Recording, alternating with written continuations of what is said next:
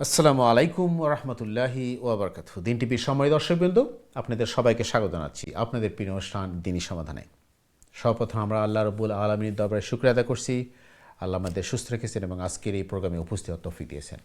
প্রিয় দর্শকবৃন্দ, আপনারা যারা নিয়মিত আমাদের অনুষ্ঠান দেখেন, আপনারা জানেন অনুষ্ঠানটি আমরা সরাসরি সম্প্রচার করি ইকো ইস্যু থেকে প্রতি সোমবার এবং মঙ্গলবার ইকো টাইম রাত 8:30টায়।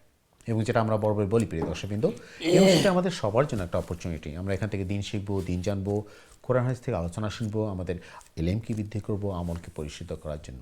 প্রিয় দর্শকবৃন্দ, আমরা বেশ কিছুদিন থেকে আলোচনা করছি ঈমান নিয়ে।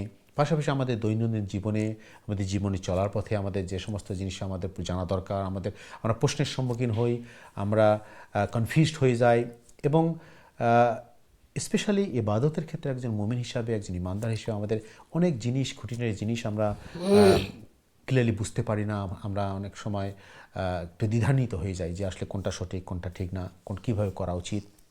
আমরা চেষ্টা করি এই অনুষ্ঠান থেকে স্বল্প সময় আমাদের এই বিশেষ বিশেষ জিনিসগুলো, গুরুত্বপূর্ণ জিনিসগুলো আলোচনা করার জন্য, যাতে আমরা সবাই বুঝতে পারি, জানতে পারি এবং সঠিকভাবে ইবাদত করতে পারি, আল্লাহর নৈকট্য অর্জন করতে পারি। সো প্রিয় দর্শক, আপনারা প্রশ্ন করবেন, মতামত দিবেন, স্টুডিও লাইনে আপনার টিভি স্ক্রিন নাম্বার দিতে পারবেন ইনশাআল্লাহ, 0235150783 দিয়ে সিধা নাম্বার, অথবা যদি ইমেল করতে চান ইমেল করবেন সংক্ষিপ্ত আকারে দিনী সমাধান@gmail.com। প্রিয় দর্শক, গত অনুষ্ঠানে আমরা রামাদান জাস্ট ইন্ট্রোডাকশন শুরু করছি। আপনি জানেন আমাদের রামাদান একদম সন্নিকটে ইনশাআল্লাহ। সো আমরা চেষ্টা করব এই রামাদানের যে কয়দিন আমাদের হাতে আছে, আমরা রামাদানকে ফোকাস করার জন্য, যাতে আমরা রামাদানকে বুঝতে পারি, রামাদানের হকগুলো আদায় করতে পারি, এবং আমাদের কীভাবে রামাদানের প্রস্তুতি আমরা নিতে পারি এবং নেওয়া উচিত, আমরা চেষ্টা করবো আলোচনা করার জন্য। আপনারা প্রশ্ন করবেন, মতাবেন। রামাদান ছাড়া অন্য কোনো দিনী বিষয়ে আপনার যদি প্রশ্ন থাকে অবশ্যই আপনারা করবেন ইনশাআল্লাহ। আমরা চেষ্টা করবো আপনাদের প্রশ্নের জবাব দেওয়ার জন্য। তো তার আগে শুরুতে চলে যাচ্ছে আমাদের সম্মানিত মেহমানের কাছে ইনশাআল্লাহ।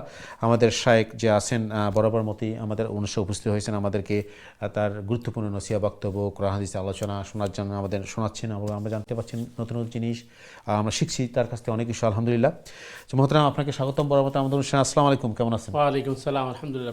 আলহামদুলিল্লাহ, জাযাকাল্লাহ খাইরান। আপনাকে বরাবর মতোই আমরা আন্তরিকভাবে অন্তরস্থ থেকে আপনার ধন্যবাদ, শুকরিয়া আদায় করি। আপনি অনেক কাজের মধ্যে, অনেক ব্যস্ত মধ্যে আমাদের অনুষ্ঠানে এসে, আমাদের স্টুডিও এসে আমাদের কোরআন হাদিস থেকে গুরুত্বপূর্ণ জিনিসগুলো আমাদের শেখাচ্ছেন, জানছেন। আমরা সত্যি কথা আমরা অনেক কিছু জানতে পারতেছি মহতারাম আপনার অনুষ্ঠান থেকে, জাযাকাল্লাহ খাইরানের জন্য।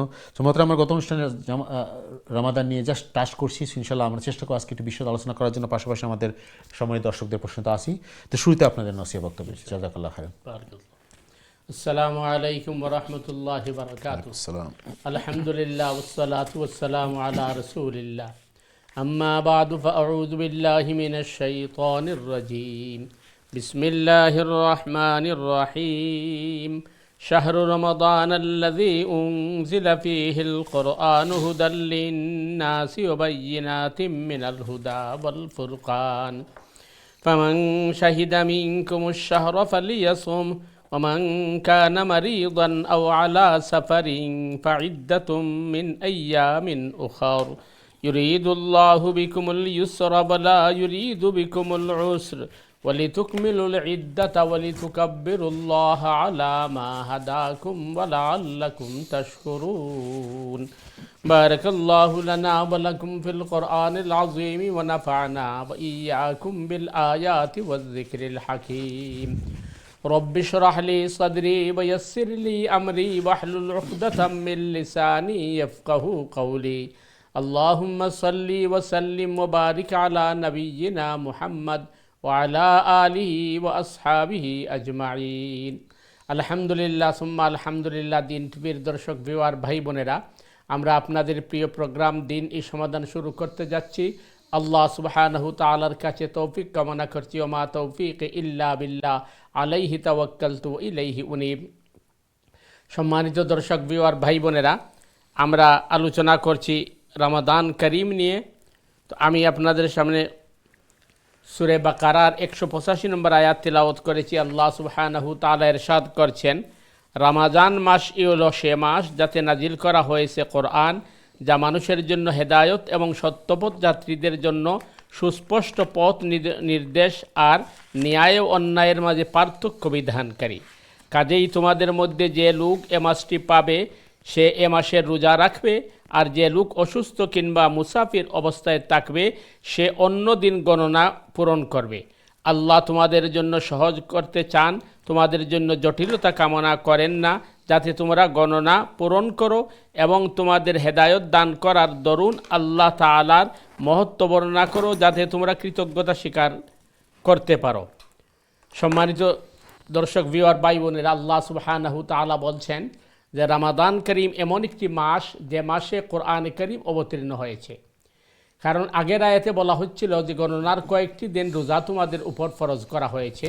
তো আজকের আয়াতে বলা হচ্ছে যে রমাদান এক মাস পর্যন্ত রোজা রাখতে হবে, সেটি আরবি মাস 29 হোক অথবা 30 হোক। এবং এই কোরআন কেন অবতীর্ণ হচ্ছে, আল্লাহ সুবহানাহু তাআলা বলছেন এটা মানুষের হেদায়ত এবং সত্যমিথ্যার পার্থক্যকারী। এবং আল্লাহ সুবহানাহু তাআলা বলছেন তোমরা যারাই রমজান মাস পাবে তাদেরকে অবশ্যই রোজা রাখতে হবে। অর্থাৎ এর আগের আয়াতে বলা হয়েছিল যে ইচ্ছা করলে রোজা রাখতে পারো, না হলে ফিদিয়া দিতে পারো।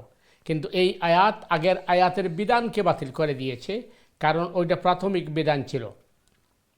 এখানে একটি উল্লেখযোগ্য বিষয় হচ্ছে যে একটা হচ্ছে রমাদান অর্থাৎ রোজা রাখা, আরেকটি হচ্ছে কাজা।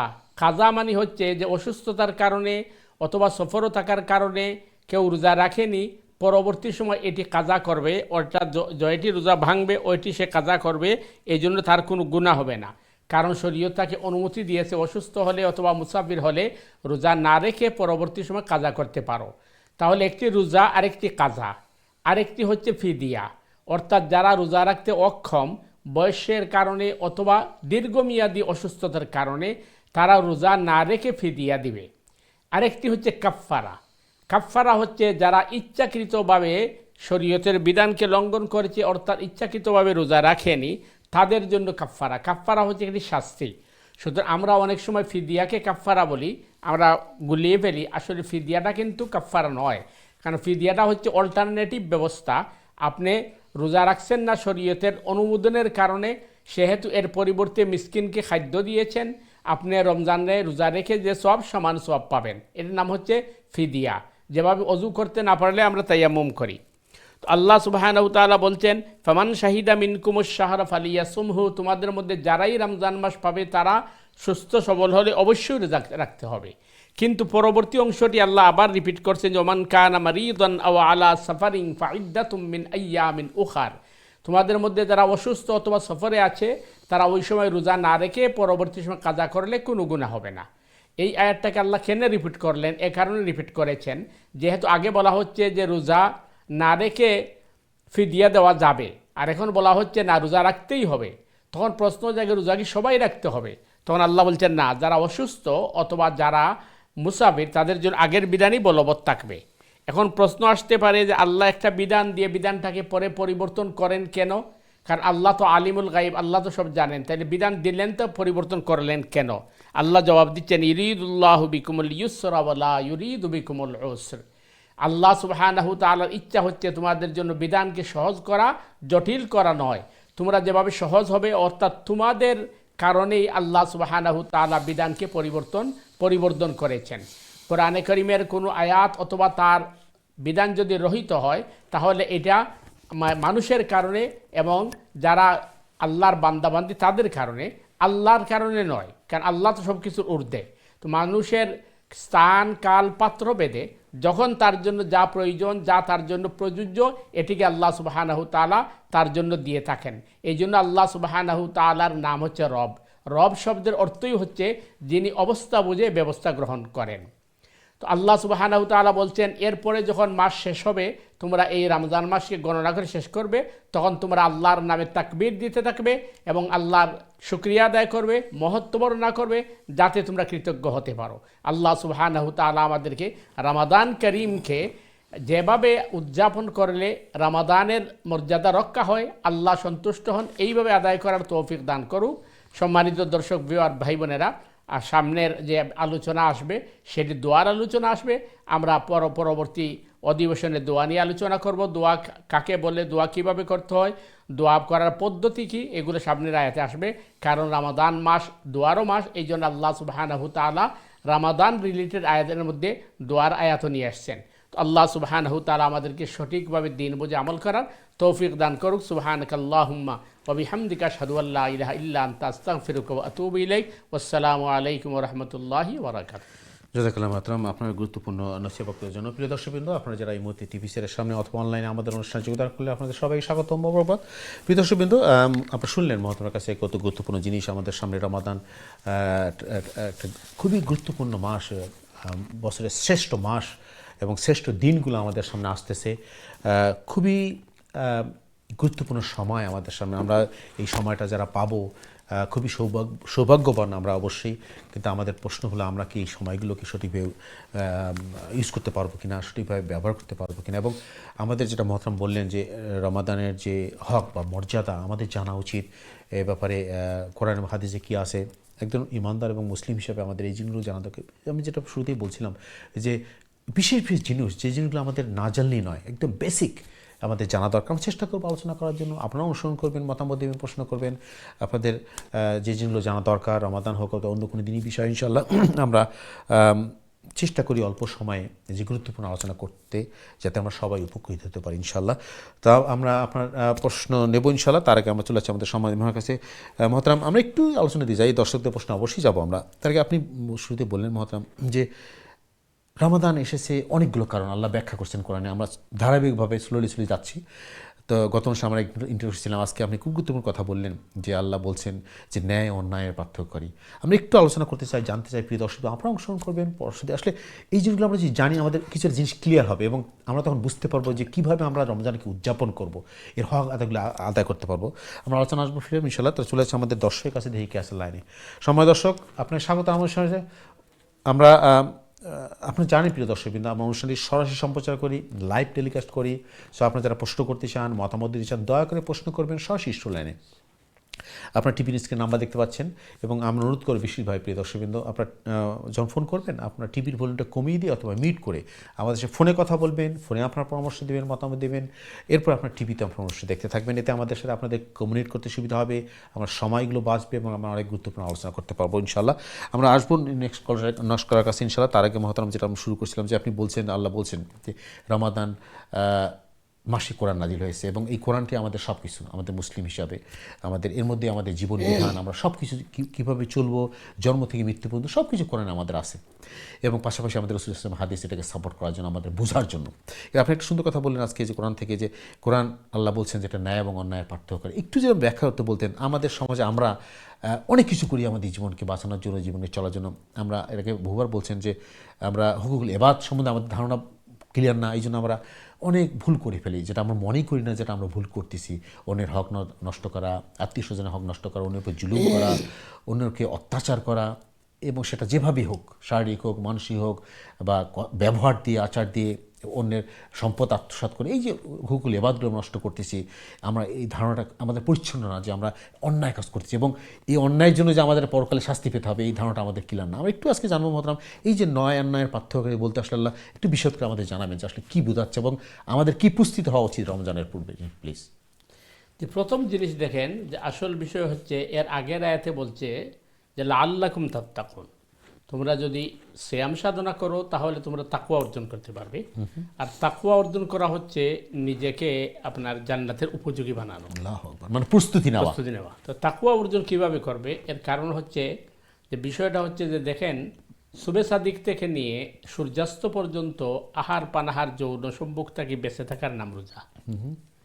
এখন আপনি যদি আনছেন যে একজন মানুষ রোজা রাখছে ঠিকই, কিন্তু দেখা যাচ্ছে অন্যের হক নষ্ট করছে, অথবা রোজা রাখছে ঠিকই সে ওজনে কম দিচ্ছে, কাস্টমারকে ঠকাচ্ছে, খারাপ কথা বলতেছে, বলতেছে গীবত করতেছে, তাহলে বোঝা যাবে সে কিন্তু ওইটা লোক দেখানোর জন্য রোজা রাখছে, রোজাটা আসল রোজা না, আসল রোজা না। আর তাকওয়া হয় কিভাবে, একজন মানুষ যদি মনে করেন রামাদানে দিনের বেলায় সে ঘরের ভিতরে টয়লেটের ভিতরে ঢুকে আহার করে অথবা পানাহার, অথবা ঘরে এক রুমে সে একাই আছে, জি, তখন কিন্তু সে তার ওয়াইফকেও ধোঁকা দিতে পারবে। তো এ মানুষ সত্যিকার অর্থে যে আল্লাহকে ভয় করবে সে এটা করবে না। এতে বোঝা গেল রোজা হচ্ছে তাকওয়ার একটা ট্রেনিং। এরপরের বিষয় যেটি হচ্ছে আপনারা যে হুকুকুল ইবাদ বলছেন, যে দেখেন একজন মানুষ অসুস্থ অথবা তার বয়স অধিক, এই মানুষ সে রোজা রাখতে পারছে না। তো যেহেতু রোজা রাখতে পারছে না, তখন আল্লাহ সুবহানাহু ওয়া তাআলা তাকে বলতে পারতেন যে তুমি বেশি বেশি করে তাসবিহ তাহলিল তাকদীস করতে থাকো। কিন্তু আল্লাহ বলতে তাসবিহ তাহলিল তো অবশ্যই করবে, কিন্তু আল্লাহ বলছেন না, যেহেতু তুমি রোজা রাখতে পারছো না, তুমি মিসকিনদের খাদ্য দিয়ে দাও। মানে দেখেন, মানে আল্লাহ কিভাবে জিনিসটাকে ইন্ট্রোডিউস করলেন। তো এইখান থেকে দুটি জিনিস পাওয়া যায়। একটা জিনিস বোঝা যায় যে আমরা যে ইবাদত করি এটা আল্লাহ বেনিফিটের হন না, এটা আমাদেরকে দেওয়া হচ্ছে যাতে আমরা তাকওয়া অর্জন করতে পারি। তো যেহেতু তুমি রোজা রাখতে পারছো না, তাইলে তুমি আরেকটি ভালো কাজ করো, অসহায় মিসকিনকে খাদ্য দিয়ে দাও। তো এখানে তোমার সিলা রেহমি হবে, তোমার আত্মীয়তার বন্ধন অটুট হবে, অসহায় মানুষের সহযোগিতা হবে। তো এইখানে এটি আমাদেরকে শিক্ষা দেওয়া হচ্ছে। এরপরে দেখেন রামাদানের মধ্যে যে জিনিসগুলো আমাদেরকে বলা হচ্ছে যে যদি তুমি অসুস্থ হও, তাহলে এই সময় সাময়িক অসুস্থ, এই সময় তুমি রোজা না রেখে পরবর্তী সময় কাজা করলে কোনো গুনাহ নেই। এর মানে আমাদেরকে বোঝানো হচ্ছে যে সমস্ত মানুষ মনে করে সমস্যায় পড়বে, অসুখ বিসুখ হবে, তার সেবা শুশ্রূষা করা এটা আল্লাহর বিধান। একইভাবে বলা হচ্ছে যে মুসাফির যদি হয়ে থাকো, এই সময় রোজা না রাখলে পরবর্তী কাজা করলে কোনো গুনাহ নেই। মানে জিনিসটাকে সহজ করে দিলাম। তাহলে বোঝা গেল মুসাফিরের খেদমত করা, মুসাফিরকে সহযোগিতা করা, এটাও কিন্তু ইবাদত। তো এরপরে আপনি দেখেন রোজা রাখার মাধ্যমে ধৈর্য এবং সবরের ট্রেনিং হয়। এই জন্য বলা হচ্ছে যে এটা হলো শাহরুস সবর, সবরের মাস, ধৈর্যের মাস। এখন রোজা রাখার পরে যদি মানুষ অধৈর্য হয়ে যায় অথবা রুড ব্যবহার করে, মানুষকে গালিগুলুজ করে, অথবা মনে করেন সারাদিন বসে বসে কাজ নাই রিবত পরনিন্দা করা, তাইলে আমার রোজাটা কিন্তু হচ্ছে না। আমি রোজাটা কিন্তু হয়তো আমি বাহ্যিকভাবে রোজা রাখতেছি, রোজা না খেয়ে থাকলাম। এবং আপনি এর আগে বলছেন মনে হয় যে কোরআন একটা কথাই আছে এরকম যে তুমি না, এই আল্লাহর এই না খেয়ে থাকার কোনো মানে নাই, আল্লাহর কাছে এটার কোনো দাম নাই। জি। তো এই জন্য এই রামাদানের মধ্যে হচ্ছে এর শিক্ষা। এরপরে আগামী সামনের যে আলোচনা আসবে, তো ওইখানের মধ্যে আল্লাহ সুবহানাহু ওয়া তাআলা দোয়ার কথা বলেছেন।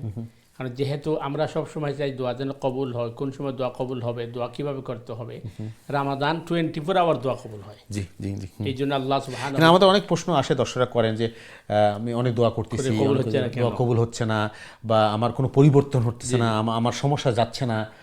এই যে কথাগুলো আমাদের দর্শকরা প্রায়ই করেন, জানতে চান, আমাদের এই জিনিসগুলো একটু জানা দরকার মহতরাম। আর পাশাপাশি আর একটা জিনিস আপনি আজকে বললেন যে আসলে এই যে ন্যায় অন্যায়ের যে পার্থক্যকারী, আসলে এই যে ন্যায় এবং অন্যায়টা আমরা আপনি বলছেন যে আমরা পার্ট টাইম ইমানদার হওয়া, পার্ট টাইম মুসলিম হওয়ার কোনো সুযোগ নেই।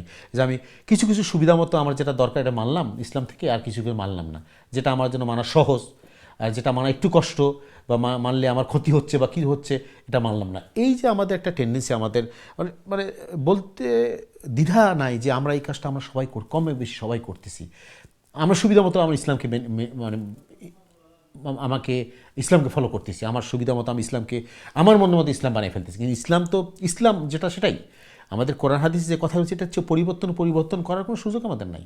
কিন্তু আমরা দুঃখজনক হলো সত্য যে মহতরাম, আমরা কিন্তু আমাদের সুবিধা মতো মানে ইসলামকে পরিবর্তন করতে চাচ্ছি বা মানতেছি।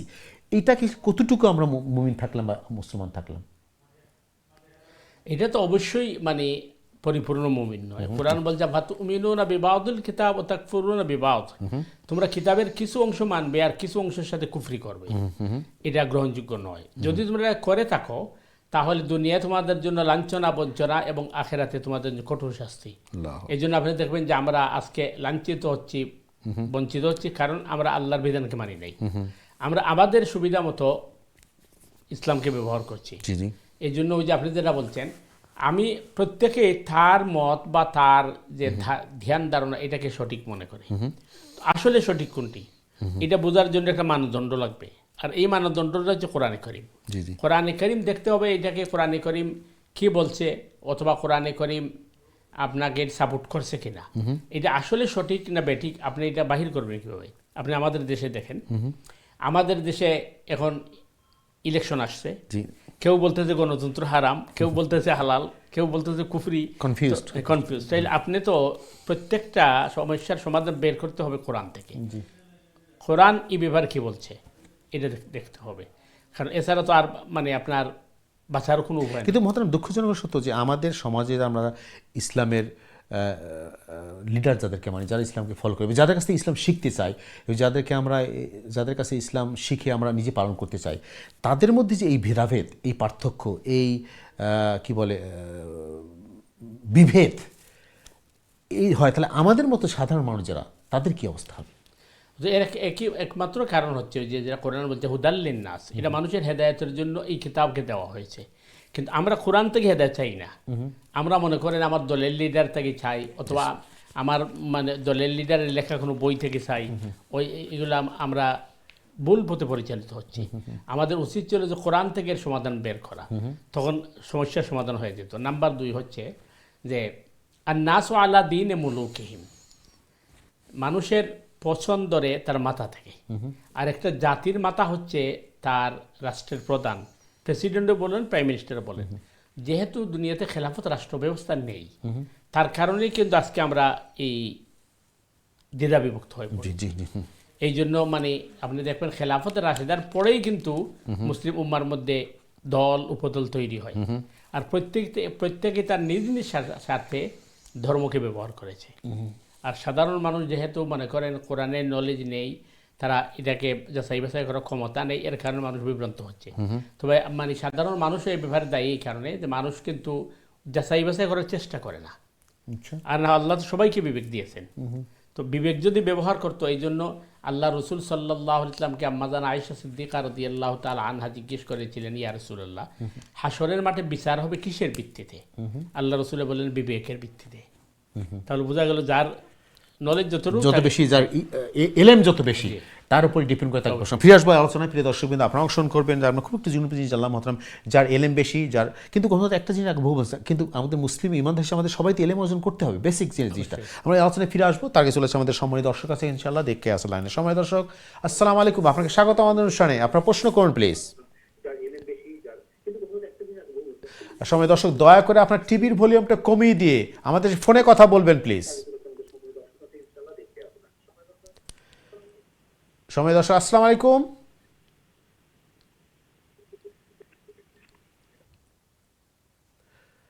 ওকে, আমরা আবারও অনুরোধ করব প্রিয় দর্শকবৃন্দ, আপনারা জানেন এই অনুষ্ঠানটি আমরা সরাসরি সম্প্রচার করি। সো আপনারা দয়া করে যারা প্রশ্ন করতে চান, মতামত দিতে চান, আপনাকে টিভির ভলিউমটা কমিয়ে দিয়ে মিউট করে আমাদের সে ফোনে কথা বলবেন। এরপরে আপনার টিভিতে অনুষ্ঠান দেখতে থাকবেন ইনশাআল্লাহ। জাযাকাল্লাহ খাইরান। চলে আসছে আমাদের পরবর্তী দর্শক আছে ইনশাআল্লাহ, দেখে আসে লাইনে। সময় দর্শক, আসসালামু আলাইকুম, আপনার প্রশ্ন করুন প্লিজ। জি সময় দর্শক, আসসালামু আলাইকুম। দর্শক, আপনি শুনতে পাচ্ছেন? আচ্ছা, আমরা মনে হয় ফিরে আসবো আবারও। দর্শকগুলো আমি আবারও অনুরোধ করি বিনীতভাবে, প্রিয় দর্শক, কিন্তু আপনারা জানেন আমরা একটা সরাসরি সম্প্রচার করি, লাইভ টেলিকাস্ট করি। সো আপনারা দয়া করে আমাদের ফোনে কথা বলবেন, টিভির ভলিউম কমিয়ে দিয়ে অথবা মিউট করে, এরপর আপনার টিভিতে অনুষ্ঠান দেখতে থাকবেন ইনশাআল্লাহ। ওয়ালাইকুম আসসালাম ওয়া রাহমাতুল্লাহ, আপনার প্রশ্ন বলেন। আমার প্রশ্ন হুজুরের কাছে দুইটা প্রশ্ন আমার। জি বলেন। একটা প্রশ্ন হইল যে আমার জাকাত সম্বন্ধে 5.5 ভরি স্বর্ণ আছে, কোনো টাকা পয়সা নাই নগদ, আমার জাকাত দেওয়া লাগবে না। আর দ্বিতীয় প্রশ্ন হইল রোজার ফিদিয়া বাচ্চা কয়েকজনকে দেওয়া যাইব নি? আর এরকম কোনো কন্ডিশন আছে নি যে ধার্মিক হইবা, নামাজ হইবা, নামাজি না হইলে দেওয়া যাইব না, এরকম কোনো কন্ডিশন আছে? ওকে, দ্যাটস ফাইন। সুন্দর প্রশ্ন করছেন, জাযাকাল্লাহ খাইরান। খুবই গুরুত্বপূর্ণ প্রশ্ন মহতরম, স্পেশালি রমাদানের সাথে রিলেটেড। এবং জাকাত আমাদের সমাজে একটা প্রচলিত একটা ট্রেডিশন, ভালো জিনিস যে আমরা চেষ্টা করি আমাদের জাকাতটা রমাদান মাসে দেওয়ার জন্য। মানে বলছি যে তার কোনো ক্যাশ নাই, কিন্তু তার 5.5 ভরি সোনা আছে, তাহলে জাকাত দিতে হবে কিনা? 5.5 না 7.5? 5.5 বলছেন উনি, একটু বলেন। হ্যাঁ, যে প্রথম নম্বর হচ্ছে যে আসলে যদি আপনার 5.5 ভরি স্বর্ণ হয়, তাইলে 5.5 ভরি স্বর্ণের উপরে তো অবশ্যই জাকাত আয় না। স্বর্ণের উপর, ব্যবহৃত স্বর্ণের উপরে জাকাত আয় যদি এটা 7.5 ভরির উপরে হয়, তো 5.5 ভরি হইলে কাশ টাকা না হইলে আপনার অবশ্যই জাকাত আইতো নাই। 2 নম্বর হচ্ছে ফিদিয়ার টাকা আপনি হয়েছেন একজনকে দেওয়া যাইব না একাধিকজনকে দেওয়া যাইব। একজনকে দেওয়া বালা, আর যদি দেখা যায় যে আপনি মানে যে পরিমাণ পয়সা আছে 2জনকে দিলে 2 ফ্যামিলি খাইতে পারবো, তাইলে আপনার 2 ফ্যামিলি দিতে পারবো, কোনো অসুবিধা নাই। কিন্তু মানে খুব বেশি মানুষের বন্টন করা যাইতো নাই। কারণ এখন যদি দেখা যায় যে 100 টাকার বাচ্চা দিলে তার কেউ লাভ হইতো নাই। যেহেতু ফিদিয়া এবার যে ফিদিয়া যে আইব এই দেশটা কি, এই ফিদিয়া বাংলাদেশের কয়েক হাজার টাকা হইব, সম্ভবত 2 ফ্যামিলি রমজান মাস তারা চালাই দিতে পারবো। এই হিসেবে 2 ফ্যামিলি বা 3 ফ্যামিলি আপনি দিতে পারবা, যদি দেখা যায় যে এই টাকা দিয়ে তারা রমজানের এই রোজা তারা লাগে রাখা সহজ হইব। আর চাইলে একজনও দিতে পারবো, আল্লাহু আলাম। একটা জিনিস জানতে চাই, যাদেরকে ফিদিয়াটা দেওয়া হবে এরকম কোনো কন্ডিশন আছে কিনা, যে না তারা নামাজি হবে, রোজাদার হবে বা প্র্যাকটিসি মুসলিম হবে, এরকম কন্ডিশন আছে কিনা, দেখে দেখে দিতে হবে কিনা? আসল বিষয় হচ্ছে যে যদি আপনি দিনদার নামাজি মানুষ দেখে দেন তাহলে তো ভালো করে আলহামদুলিল্লাহ। আর এর অর্থ এই নয় যে মানে আপনার দিনদার মানুষ তারা ওরা যে না খাইয়া মরবে এটা নাই। যদি দেখা যায় দেখি আছে ওই যাকে দিচ্ছেন সে পুরনো নামাজি নাই, দিনদার নাই, দিতে পারেন তারে। তবে এর সাথে আপনি এটা বলতে পারেন যে ভাই নামাজ রোজা করো, এটা কিন্তু আমরা, কারণ হচ্ছে একটা কথা আছে আরবি, আল ইনসান আব্দুল ইহসান, মানুষ হচ্ছে অনুদানের গোলাম। আপনি যখন তাকে সাহায্য করবেন তখন আপনার কথা সে শুনবে। আর এই উসিলা যে আপনি দাওয়াত দেন আর একজন মানুষ নামাজি হয়ে যায়, তাই এটা নূর না আলা নূর চেষ্টা করবেন, কিন্তু বেনামাজিলে দেওয়া যাবে না এমন কোনো কথা নয়। অর্থাৎ নামাজি মানুষ হইলে ভালো কথা, আর বাকি যদি দেখা যায় গুনাহগার আছে কিন্তু সে অভাবই আছে, তাকেও দেওয়া যাবে ইনশাআল্লাহ। সুন্দর কথা বলছেন। আমাদের সময় দর্শককে ধন্যবাদ জানাচ্ছি সুন্দর প্রশ্নের জন্য। আমরা একটা আলোচনা ফিরে আসবো এই ব্যাপারে, তার আগে চলেছে আমাদের সময় দর্শক কাছে একটা প্রশ্ন নিয়ে আসি ইনশাআল্লাহ। সময় দর্শক আসসালামু আলাইকুম, আপনাকে ধন্যবাদ, আমরা অনেকক্ষণ থেকে লাইনে আছেন, আপনার প্রশ্ন করুন প্লিজ। আসসালামু আলাইকুম। ওয়ালাইকুম আসসালাম রহমতুল্লাহ। জি, আপনার প্রশ্ন বলেন বোন। আমার প্রশ্ন ভাই, আমি সবসময় আপনাদের অনুষ্ঠান দেখিতে একটা হাদিস শুনিয়া কি আমি জানতাম চাইয়ার। জি বলেন। এখন হইলা যেন ভাই বোনের যখন নাকি খুশি হইয়া গল্প সল্প করেন, তখন আল্লাহ ফিরিস্তা হলরে কইন ও মুহূর্ত তারে দরিয়া রাখতা, কারণ হইছে মরার পরে বুঝিল আর ভাই বোনে দেখা হইতো না। এটা কতটুকু হাসা জানতাম চাইয়ার। আচ্ছা, সুন্দর প্রশ্ন করছেন বোন, ধন্যবাদ আপনাকে, গুরুত্বপূর্ণ প্রশ্ন। আপনি প্রথম শুনলেন, আপনার প্রশ্ন আমরা জবাব দেবো ইনশাল্লাহ। আপনি টিভিতে অনুষ্ঠান দেখতে থাকুন, আমরা একটা বিরতি যাবো, তারপর আপনার প্রশ্নের জবাব দেবো ইনশাল্লাহ। আপনি আমাদের সাথে থাকবেন। সুপ্রিয় দর্শকবৃন্দ, আপনারা দেখছেন আপনাদের প্রিয় অনুষ্ঠান, আপনাদের প্রশ্ন জিজ্ঞাসা মতামত নিয়ে আমাদের অনুষ্ঠান। আমরা চেষ্টা করি অনুষ্ঠানে গুরুত্বপূর্ণ আলোচনা করার জন্য, পাশাপাশি আপনাদের প্রশ্ন ইনশাল্লাহ আসি। আমরা বিরতির পর আবার ফিরে আসবো ইনশাল্লাহ, ততক্ষণ আমাদের সাথে থাকুন। আসসালামু আলাইকুম রহমতুল্লাহি ওয়া বারাকাতুহু।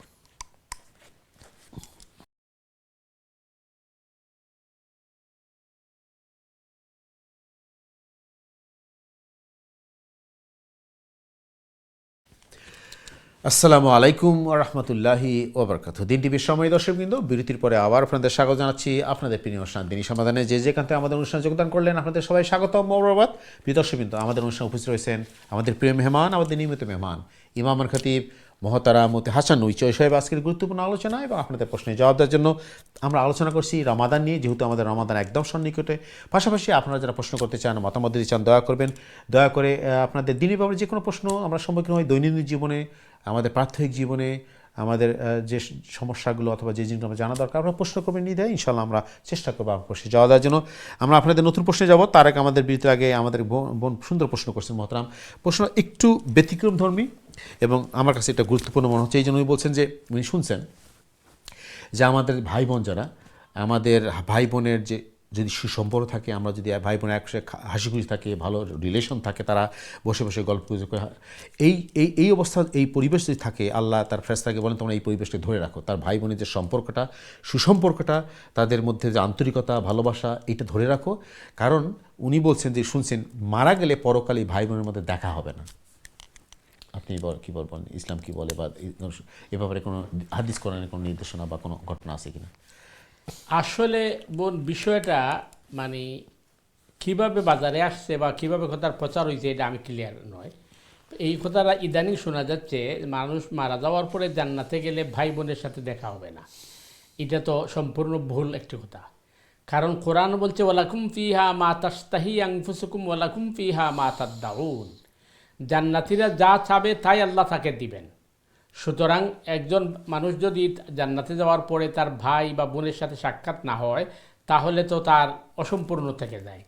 এবং কোরআন অন্যত্র বলছে রব্বানা ওয়া আদখিলহুম জান্নাতি আদনিন আল্লাতী ওয়া'আদতাহুম ওয়া মান সালাহা মিন আবাইহিম ওয়া আজওয়াজিহিম ওয়া যুররিয়াতিহিম ইন্নাকা আনতাল আজিজুল হাকীম।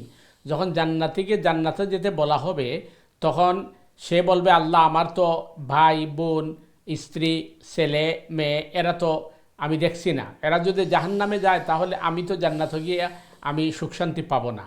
তখন আল্লাহ সুবহানাহু তাআলা যদি ওই তার ছেলে মেয়ে পরিচিত মহল এরা যদি ইমানদার থাকে এবং তাদের কাছে যদি শিরিক গুনাহ না থাকে, তাহলে আল্লাহ সুবহানাহু তাআলা এই জান্নাতের খাতিরে তাদেরকে মাফ করে দিবেন। সুতরাং ভাই বোনের সাথে দেখা হবে না, এই কথাটা কিভাবে প্রচার হয়েছে এটা আমার জানা নেই। দ্বিতীয় যে অংশটি আপনি বলছেন যে যদি ভাই বোন বসে এই আপনার খুশির সাথে কথাবার্তা বলে অথবা আনন্দ গণমুহূর্ত কাটায়, একজন আরেকজনের প্রতি দয়া পরশ হয়, এটা তো ইবাদত, এটা তো অবশ্যই দরকার। কিন্তু এই জিনিসটাকে ফিরিস্তা এই কারণে ধরে রাখবেন যে যেহেতু মানে জান্নাতে যাওয়ার পর দেখা হবে না, এই কথাটা ভুল।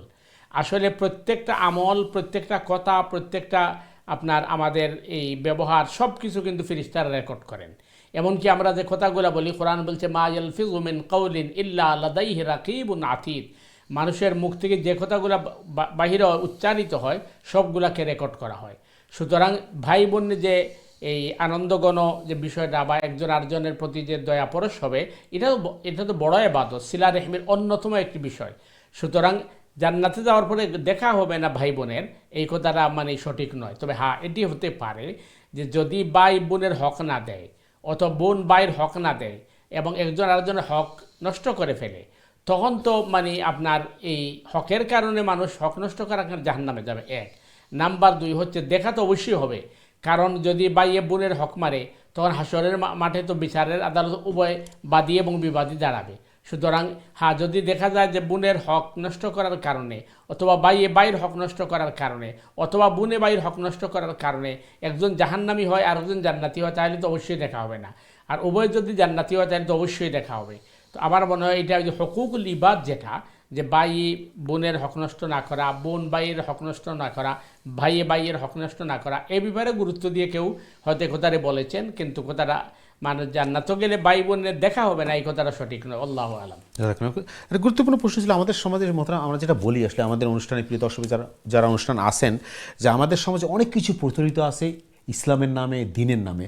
আমরা এই জিনিস চেষ্টা করি অনুষ্ঠানে এই জিনিসগুলো, কিছু জিনিসকে আমরা ইসলামের চালিয়ে দিয়ে, কিন্তু আসলে এটা কী বলে এটাকে, যে কুসংস্কার। হ্যাঁ, আমরা অনেকে মনে করেন ওই ভালো নিয়তে মানে এক্সট্রা কথা বলে ফেলে, যেটা কিন্তু এটা আমাদের ক্ষতিকর, আমাদের ইমানের সাথে কনফ্লিক্ট করে। আমরা আলোচনা করবো ইনশাল্লাহ যদি আমাদের সময় থাকে। তার আগে আমরা প্রশ্ন নিয়ে আসি ইনশাল্লাহ। দেখি কেসন লাইনে সময় দর্শক, আসসালামু আলাইকুম, আপনাকে ধন্যবাদ, অনেকক্ষণ থেকে লাইনে আসেন, আপনারা প্রশ্ন করুন প্লিজ। আসসালামু আলাইকুম। ওয়ালাইকুম আসসালাম রহমতুল্লাহ। জি, প্রশ্ন বলেন।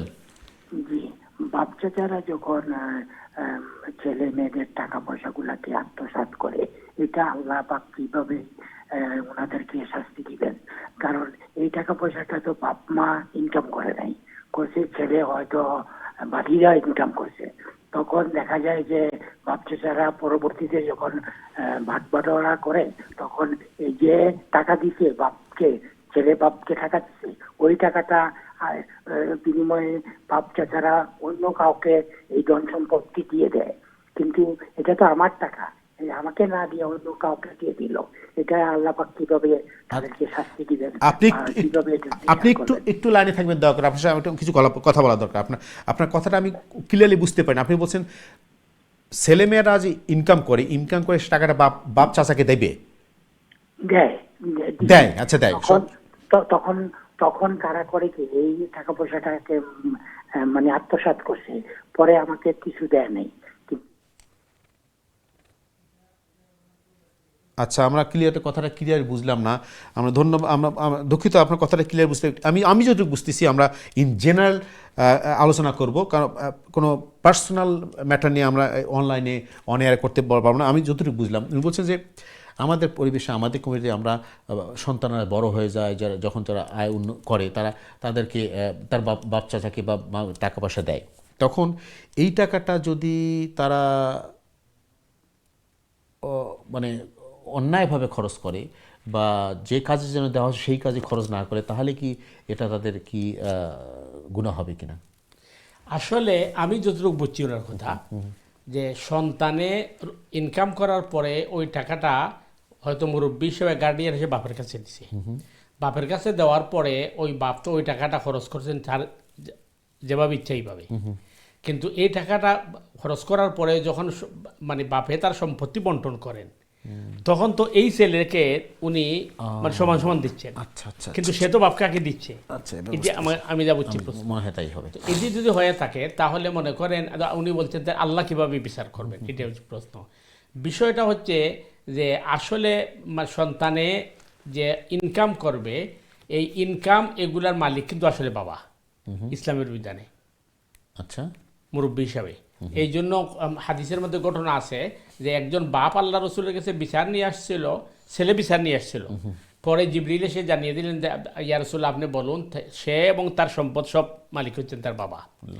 তো এই হিসাবে বাবা হচ্ছেন মালিক, কিন্তু বাবাও যদি জুলুম করেন তাহলে আল্লাহর আদালতে জবাব দিতে হবে। আচ্ছা এখন এই সন্তান যে ইনকাম করছে, ইনকাম করার পরে এই ইনকামের পয়সা যদি বাপ অন্যায়ভাবে ব্যয় করেন অথবা তার উপর জুলুম করেন, তাহলে অবশ্যই আল্লাহ সুবহানাহু তাআলা, আল্লাহ বলছেন আমি কারোর প্রতি জুলুম করব না, ইনসাফের ভিত্তিতে আল্লাহ বিচার করবেন। এবং আল্লাহ কিভাবে বিচার করবেন এটা আমাদেরকে মানে এই চিন্তা করার দরকার নাই, কারণ আল্লাহ সুবহানাহু তাআলা সব কিছুর উপর পরাক্রমশালী। এবং প্রত্যেকটা রেকর্ড, কোরআন বলছে যে শুধুমাত্র মানে এই এমনিই নয়, সবগুলাকে এবার প্রুফ দিয়ে আল্লাহ বিচার করবেন, যদিও আল্লাহর প্রুফ দরকার ছিল না। কারণ আল্লাহ সুবহানাহু তাআলা কোরআনে বলছে ইকরা কিতাবাক কাফা বিনাফসিকা আল-ইয়াওমা আলাইকা হাসিবা, তার হাতে আমলনামা দেওয়া হবে এবং বলা হবে এই দেখো তোমার ডায়েরি।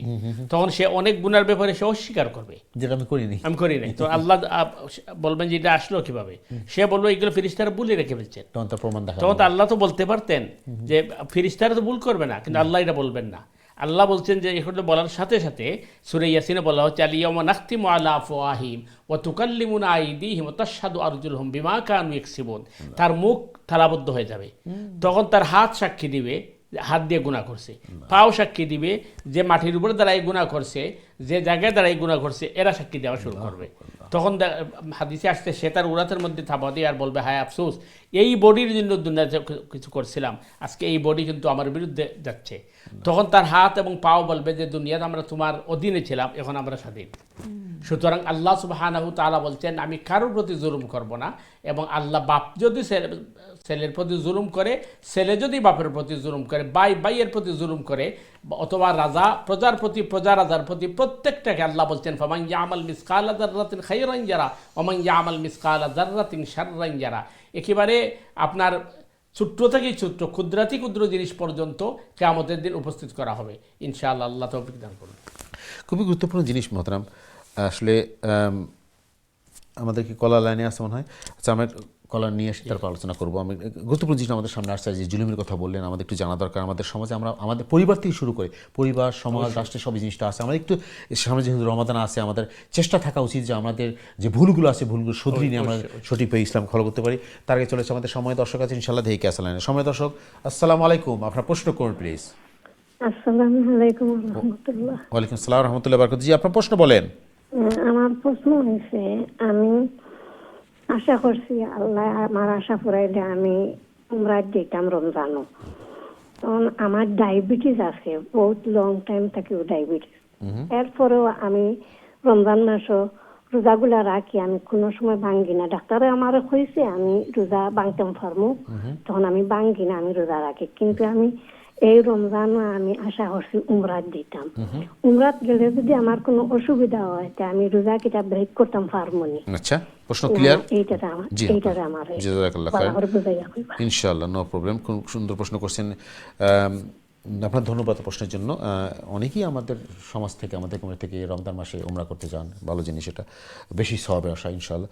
তো আমাদের যে প্রশ্ন করছেন উনি অসুস্থ মানুষ, তার ডায়াবেটিস সমস্যা আছে, উনি কষ্ট করে রোজা করেন, যদিও ডাক্তার তাকে বলছেন, এবং ইসলাম আপনি বহু বলছেন যে কি অসুস্থতার জন্য কি রোজা রাখতে পারে, সমস্যা নেই, রোজার ফিদিয়া দিতে পারে, অথবা যখন সুস্থ হবেন তখন আপনি রোজা কাজা করতে পারেন। মনে কথা উনি উমরা যাচ্ছেন রমজান মাসে, যদি কোনো কারণে উনি রোজা রাখতে না পারেন, তার অসুস্থতার জন্য এবং উমরা করার জন্য, তার কোনো সমস্যা হবে কিনা, গুনাহ হবে কিনা? প্রথম জিনিস হইছে যে আপনি যেহেতু অসুস্থ এবং আপনার রোজা রাখা কষ্টকর, যদিও আপনি ঘরে রোজা রাখরা, কিন্তু ডক্টরে কইছে আপনি রোজা না রাখলে ওইব। তো বিষয়টা হলো ডক্টরের উপরে তো ফতোয়া নাই, ফতোয়া হইলো আপনার নিজের উপরে। আপনি যদি মনে করেন যে রোজা রাখা কষ্টকর, তা না রাখলে গুণ হইতো নাই। 2 নম্বর, আমরা পয়লে আলোচনা করছি সুস্থ মুসাফিরের লাগেও রোজা মাফ। আপনি এই সময় রোজা না রাখিয়া পরবর্তী সময় কাজা করলে গুণ হইতো নাই। আপনি যদি চাইন কথা যে রোজা আপনি মানে পরে খাজা করবা তাইলে উমরাত সফরে যখন যাইবা আপনি রোজা রাখুন না জানো, আর রোজা রাখিয়া উমরাত যাওয়ার মাঝে আলাদা কোনো ফজিলত নাই। কারণ যেহেতু কোরআনে হয়েছে মুসাফিরের লাগে রোজা এই সময় না রাখলে হয়। 3 নম্বর পয়েন্ট হচ্ছে যেহেতু আপনি অসুস্থ, তো আপনি উমরাত যদি যান রোজা রেখে কষ্ট হইব। আর উমরা থেকে আওয়ার পরে যদি রোজা রাখতে আপনি অক্ষম হইন তাইলে তো রোজা রাখা কষ্ট করে দিব। এই হিসাবে উত্তম হইব আপনি আগে রোজার ফি দিয়া দিলেইবা, ফি দিয়া এরপরে আপনি উমরাত গেলাগি। তো উমরাত গেলাগি আপনি রোজা রাখলা না, আপনি রোজার সব পাই দিবা। উমরা থেকে আওয়ার পরে যদি দেখা যায় আপনার শরীরে মানে আপনার বালা লাগে, তখন আপনি রোজা রাখবা ডবল সব পাইবা। কারণ আপনি ফি দিয়েও দিলেইছেন আর আবার রোজা রাখছেন, এটা আপনার ইচ্ছা। আর যদি আপনি মনে করেন না আমি আইয়া রোজা রাখবো তাইলে ফিদিয়া দেওয়া লাগতো নাই, কিন্তু যদি ফিদিয়া দিলাই না আপনি তাইলে আপনি সব পাইবা। এখানে পরবর্তী না রাখতে পারলেও আপনার সব পাইলিলা, আর রাখতে পারলে ডবল সব পাইলা, কারণ গরিব মিসকিনকে আপনি সাহায্য করছেন। আশা করি ক্লিয়ার আছে ইনশাআল্লাহ। গুরুত্বপূর্ণ জিনিস, খুবই গুরুত্বপূর্ণ প্রশ্ন ছিল। আমরা এর আগে চেষ্টা করছি আলোচনা, যে আমাদের সমাজে অনেক কথা আছে, যেরকম আমরা অসুস্থ কষ্ট করে রোজা রাখি, কিন্তু ইসলাম তো আমাদের সহজ। আপনি বহুবার বলছেন যে ইসলাম আমাদের জন্য সহজ করছে, স্পেশালি যখন আপনারা মুসাফির, আপনি ট্রাভেলে করেন বা কোনো দূরে চলে যান, ভ্রমণে যান, তখন রোজা রাখাটা আপনার জরুরি না। আল্লাহ বলছে তুমি রোজাটা না রেখে পরে রাখতে পারবা, আপনার জন্য গুনাহ নাই। কিন্তু আমরা আসলে আমরা আমাদের বোঝার তো ভুলের জন্য, আবেগের জন্য, ইনশাল্লাহ এটা খারাপ জিনিস না, কিন্তু ইসলাম যেটা বলছে সেটা কেন আমরা ফলো করবো? ফলো করাটাই ভালো ইনশাল্লাহ। চলে যাবো আমাদের পরবর্তী দর্শকের কাছে ইনশাল্লাহ। দেখি কে আছে লাইনে। সময় দর্শক, আসসালামু আলাইকুম, আপনার প্রশ্ন করুন প্লিজ। ওয়ালাইকুম সালাম। জি একটা ইমেল দিছিলা আমার ছেলে, এটা আপনারা রিপ্লাই দিবেন। ইমেল একটা সেকেন্ড।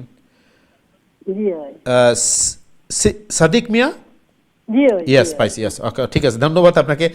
আমরা দিতাম অবশ্যই, আমরা চেষ্টা করি একটু কিছু ডাইরেক্ট প্রশ্ন এবং ইমেল দুইটাকে ব্যালেন্স করার জন্য। ইনশাআল্লাহ আপনি প্রশ্নে জবাব পাবেন। জাযাকাল্লাহ খাইরান। আপনার প্রশ্ন আপনার ফোন করার জন্য ধন্যবাদ, জাযাকাল্লাহ খাইরান। আমরা তাহলে যদি প্রশ্ন করলাম একটু পরে, আসসালামু আলাইকুম, একটু আমরা ইমেলে ফিরে আসবো। আপনার টিভিতে অনুষ্ঠান দেখতে থাকুন, আমরা অবশ্যই আপনার প্রশ্নের জবাব দেবো ইনশাআল্লাহ, জাযাকাল্লাহ খাইরান। চলে আসছে আমাদের পরবর্তী দর্শক আছে ইনশাআল্লাহ। কে আছে লাইনে? সময় দর্শক, আসসালামু আলাইকুম, আপনার প্রশ্ন করুন প্লিজ। হ্যালো, আসসালামু আলাইকুম। ওয়ালাইকুম আসসালাম ওয়া রাহমাতুল্লাহ। জি ভাই, কেমন আছেন? ভাইয়া আলহামদুলিল্লাহ, আপনারা ভালো আছেন? আলহামদুলিল্লাহ, আপনাকে তো অনেকদিন মিস করছি ভাই। না, আমি কিছু একটু বিজি আছি, কাজে বিজি থাকি। ইনশাআল্লাহ ইনশাআল্লাহ, যাক ফিরে আসছেন আপনারা প্রোগ্রাম দেখবার লাগি। আলহামদুলিল্লাহ, আলহামদুলিল্লাহ যে ভালো আছেন। আলহামদুলিল্লাহ। যে আপনার কি আমার হুজুরের কাছে আমার সালাম, বহুত দিন পরে মানে ওয়ালাইকুম আসসালাম। জি আপনার কি খিদমত করতে পারে আজকে বলেন। প্রশ্ন হইলো আমার বর্তমানের যে দুনিয়ার যে পরিপ্রেক্ষিতে মনে ওরা ইসলাম, আমরা তো ইসলাম ধর্ম শান্তির ধর্ম, শৃঙ্খলা ধর্ম। আমরা ধর্ম আল্লাহ, দুনিয়ায় তার কোনো ধর্ম নাই, কত জাতের ধর্ম আছে। বাট আমি তো একটু জরুরি করে দেখছি যে আমরা মুসলমানের মাঝে প্রত্যেকটা ফ্যামিলিতে একটা না একটা লাগাইল থাকে, ভাই বইনে বইনে ভাইয়ে মা বাপে বেটা, মানে একটা না একটা লাগাইল আছে, কেউ কেউটা সারাসারি নাই। এই যে আমরা এত শান্তি ধর্ম পাইয়া আমরা যে এই যে বিশৃঙ্খলাতে আমরা জড়িত, একটা না একটা লাগাই থাকে, এটা কারণটা কিটা? এটা তো আমি তো কারণটা বুঝতে পারো না, জিনিসটা বুঝতে পারো না। এই জিনিসটা কারণটা কিটার লাগে লাগে আমরা মুসলমানে এত সুন্দর ইসলাম ধর্ম পাইয়া আমরা যে এত মারামারি খাটাখাটি, কিন্তু অন্যান্য ধর্ম এগুলা নাই, আর আছে বাট আমরা লাগান নাই। তা আমরা মাঝে খেনে এত বেশি ওটা তাও একটু গবেষণা করে আবার বুঝাইয়া দিবা যে কিটার লাগে, কারণটা কিটা। এই প্রশ্নটা আপনারা বুঝতে পারছেন? জি জি জি জি, খুব গুরুত্বপূর্ণ প্রশ্ন করছেন ভাই। আপনি জ্ঞানী মানুষ, খুব গবেষণা ধর্মী প্রশ্ন করেন। ধন্যবাদ আপনাকে। আবার আপনি ফিরে এসে আপনার প্রশ্ন করার জন্য মহতারাম জি, গুরুত্বপূর্ণ প্রশ্ন। আসল বিষয়ে যেটা আপনি কইছেন এটা খুবই দুঃখজনক। আর সেখানে আমরা মাঝে এত দ্বিধাদ্বন্দ্ব এবং আমরা একে অপরের ব্যাপারে এত মানে আমরা মাঝে সমস্যা, এর একমাত্র কারণ হইল যে দুনিয়ার লোভ লালসা। দুনিয়ার লোভ লালসায় মানুষের বিভ্রান্ত করিলে আমরা যতই কই আমরা মারা যাইমো এবং আমরা সন্ন্যাসর হইব, কিন্তু বাস্তবে আমরা এটারে পুরা বিশ্বাস করি না। সামান্য একটু ক্ষমতার লাগে আপনি দেখবা যে আমরা ইমান ইসলাম সবগুলোর জলাঞ্জলি দিলে, এটা হলো প্রথম কারণ। দ্বিতীয় কারণ হইল শয়তানের প্ররোচনা। এই শয়তান মানুষ শয়তান হইতে পারে, জিন শয়তান হইতে পারে। কোরআনে হয়েছে মিনাল জিন্নাতি ওয়ান নাস।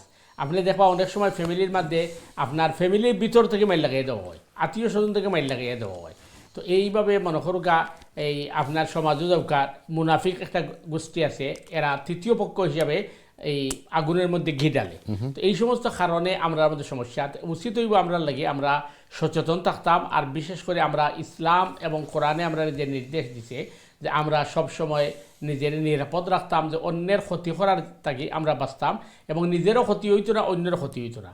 হাদিস হয়েছে সত্যিকার মুমিন ও মানুষ যে নিজের ঠগে না, অন্যেরও ঠগায় না, বোকাও হইতাম না, আবার কেউ দুঃখও দিতাম না। তো এর কারণে আপনার সুন্দর এই মতামতের লাগি ধন্যবাদ। আর আমরা পরিবার অথবা কমিউনিটি অথবা মুসলিম রাষ্ট্রের মাঝে যে সমস্ত জিনিস যেটার আছে আল্লাহ এগুলোতে আমরা হেফাজত করুক। আমিন, জাযাকাল্লাহ খাইরান।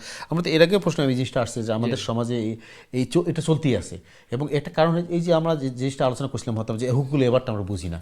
যদি হুকুলটা আমাদের কনসেপশনে ক্লিয়ার থাকতো এবং এ ব্যাপারে আমাদের যে মানে পরিষ্কার ধারণা থাকতো যে এটা করলে কি ক্ষতি, না করলে।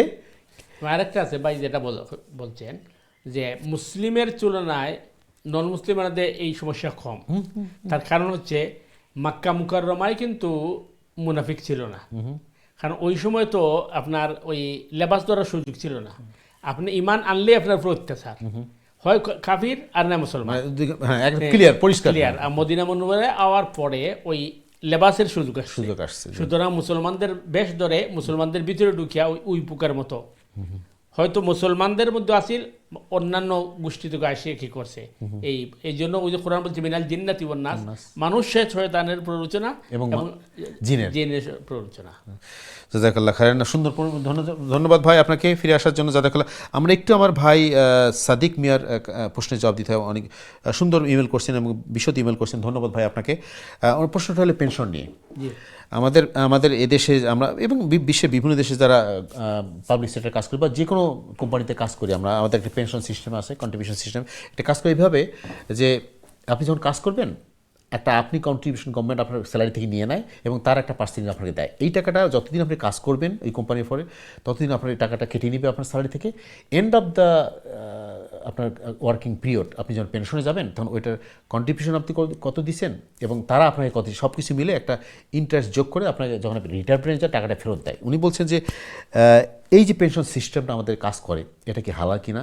যদি বলছেন উনি জানছেন, উনি খোঁজ নিয়ে জানছেন যে তার পেনশনের টাকাটা তারা যেখানে ইনভেস্ট করে সেই ইনভেস্টটা সুদভিত্তিক, ইন্টারেস্ট ভিত্তিক, তারা বন্ড ইউজ করে ইন্টারেস্ট নেয় ইনভেস্ট করার পরে, এটা কি হালাল হবে কিনা।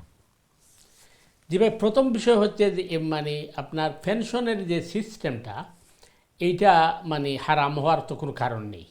তার কারণ আপনি দেশের জনগণ হিসাবে আপনি যে মানে ইনকাম করছেন এর থেকে একটা অংশ সরকার নিয়ে যায় এবং এটা পরবর্তী আপনাকে দেয়। এবং সরকার এই কারণে নিয়ে যায় যেহেতু মানে জনগণেরও সহযোগিতা সরকারকে করতে হবে রাষ্ট্র চলার জন্য, সেহেতু আপনি মনে করেন ইনকামের মানে একটা অংশ সরকারকে দিচ্ছেন। আর আবার দেখা যায় যারা মানে এই পরিমাণ স্যালারি পাচ্ছে না যেটা ট্যাক্স দেওয়ার মতো, তাদেরকেও সরকার কিন্তু পেনশন দেয়, কম দেয়। এটা সরকারের দায়িত্ব, কারণ সরকার জনগণকে লুক আফটার করতে হবে। এখন আপনার যে প্রশ্ন আসছে যে পয়সাটা আপনার কাছ থেকে নিচ্ছে, নিয়ে এইটাকে কোনো হারাম মধ্যে ইনভেস্ট করছে, এর দায়িত্ব কিন্তু আপনি আমি নয়। তার কারণ ইসলামের বিধান হচ্ছে ডাইরেক্ট ডিলের জন্য আমি দায়ী, ইনডাইরেক্ট ডিলের জন্য আমি দায়ী নয়। একজন মানুষে আমার কাছে খরচ নিয়া সে জুয়া খেলছে, এইটার জন্য আমি দায়ী নয়। হ্যাঁ, আমি যখন দেখবো এটা বা কি করবো এটা খুঁজা বাহির করতে হবে এমন বিধান ইসলাম আমাকে দেয় নাই। এবং রাষ্ট্র এটা কোথায় নিয়ে ব্যয় করছে, কিভাবে ইউজ করছে, এটা রাষ্ট্রে জবাব দিবে। এবং এটা মানে আরেকটু ক্লিয়ার করে আমি যাদের দলিল বোঝার জন্য আর কি, রসুল করিম সাল্লাল্লাহু আলাইহি ওয়াসাল্লাম একজন মহিলার ঘরে গেছেন। তো ওই মহিলা গিয়ে দেখছেন যে ওই মহিলা সাগরের গোশত খাটতেছে। তো আল্লাহ রসুল সাল্লাল্লাহু আলাইহি ওয়াসাল্লাম বলতেন যে তুমি আমাকে দাওয়াত দিয়ে দাও। চিন্তা করে দেখেন, রসুলের তো খাওয়ার অভাব ছিল না, এটা আমাদেরকে শেখানোর জন্য। ওই মহিলা বলছে ইয়া রাসূলুল্লাহ, এটা তো আপনার জন্য হারাম। আল্লাহ রসুল বললেন আশ্চর্য, তুমিও মুসলমান আমি মুসলমান, তোমার জন্য হালাল আমার জন্য হারাম হয় কিভাবে? তখন ওই মহিলা বলছে ইয়া রাসূলুল্লাহ, এটা তো সাদাকার ছাগল, আপনার জন্য সাদাকা হারাম। রসুল করিম সাল্লাল্লাহু আলাইহি ওয়াসাল্লাম বললেন তুমি আমাকে যখন দাওয়াত দিবে তখন এটা আমার জন্য হাদিয়া, তোমার জন্য সাদাকা। আল্লাহু আকবার। তার কারণ তুমি তো এটা মালিক হয়ে গেছো, বুঝছেন? তো সেকেন্ড ডিলের জন্য কিন্তু আমরা দায়ী নয়, ডাইরেক্ট ডিলের জন্য আমরা দায়ী। সুতরাং আপনি কোথা থেকে যদি সন্ধান পান বা খুঁজে পান যে ওই টাকাটা নিয়ে ওরা ওই হারাম জায়গায় ইনভেস্ট করে, এটা কিন্তু রাষ্ট্রের দায়িত্ব, রাষ্ট্রের জবাব দিবে। এটা আমাদের গুনাহ হবে না ইনশাআল্লাহ। জাযাকাল্লাহ খাইরান। ভাই Siddiq Miah, hopefully got the answer clear. আমরা আমরা যদি একটু সময় থাকে আমরা চেষ্টা করবো একটু বিস্তারিত আলোচনা করছি। If you have time so will try our best to explain little bit more. Please stay with us. সুপ্রিয় দর্শক বিন্দু, আমরা চলেছি আমাদের পরবর্তী দর্শক আছে ইনশাআল্লাহ দেখি ক্যাসেল লাইনে। সময় দর্শক আসসালামু আলাইকুম, আপনার প্রশ্ন করুন প্লিজ। আসসালামু আলাইকুম। ওয়ালাইকুম আসসালাম রহমতুল্লাহ। জি, আপনার প্রশ্ন বলেন।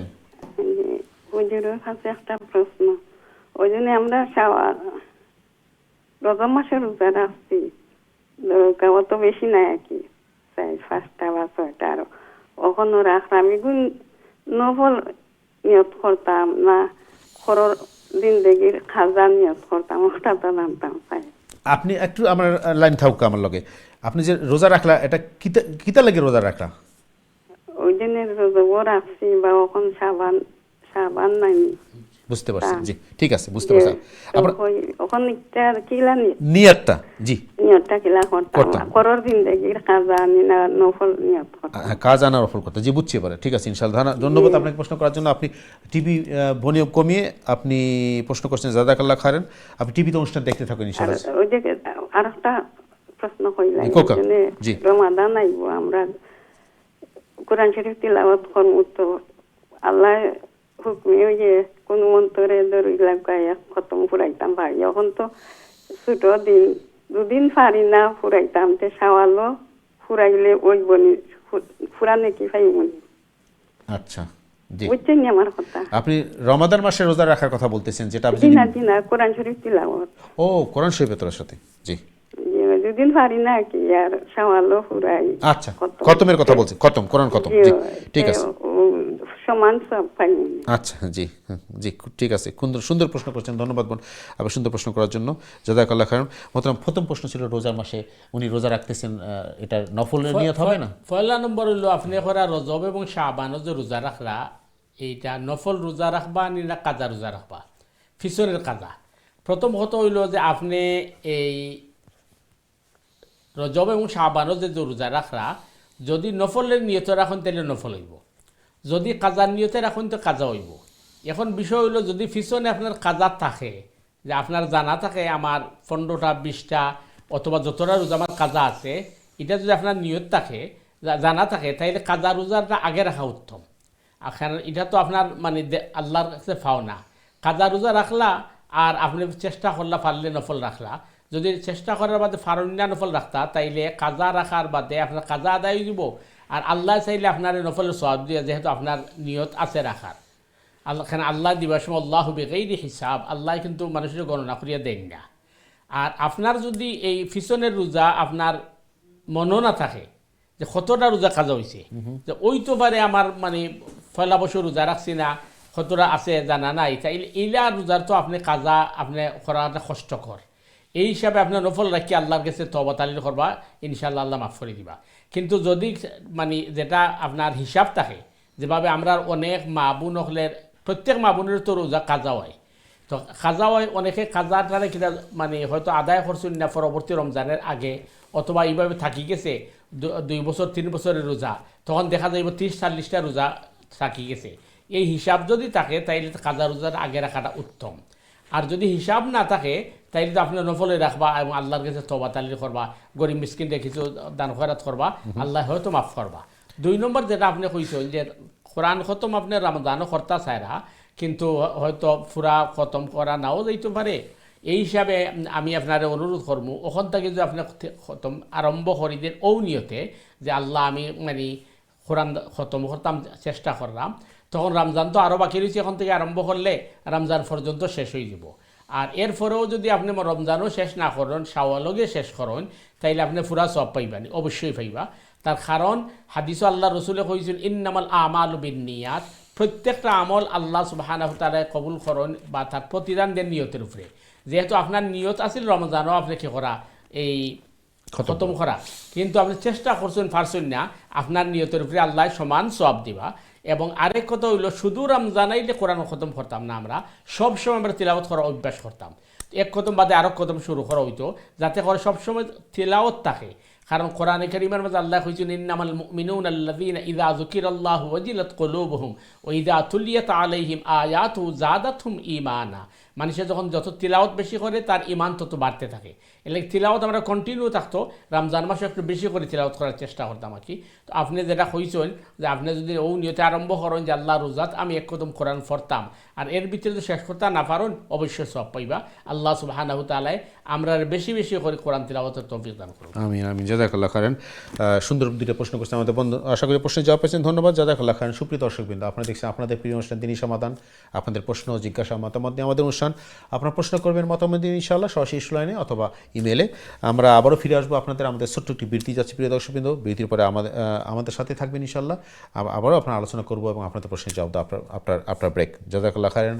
আসসালামু আলাইকুম রহমতুল্লাহি ওয়া বারাকাতুহু।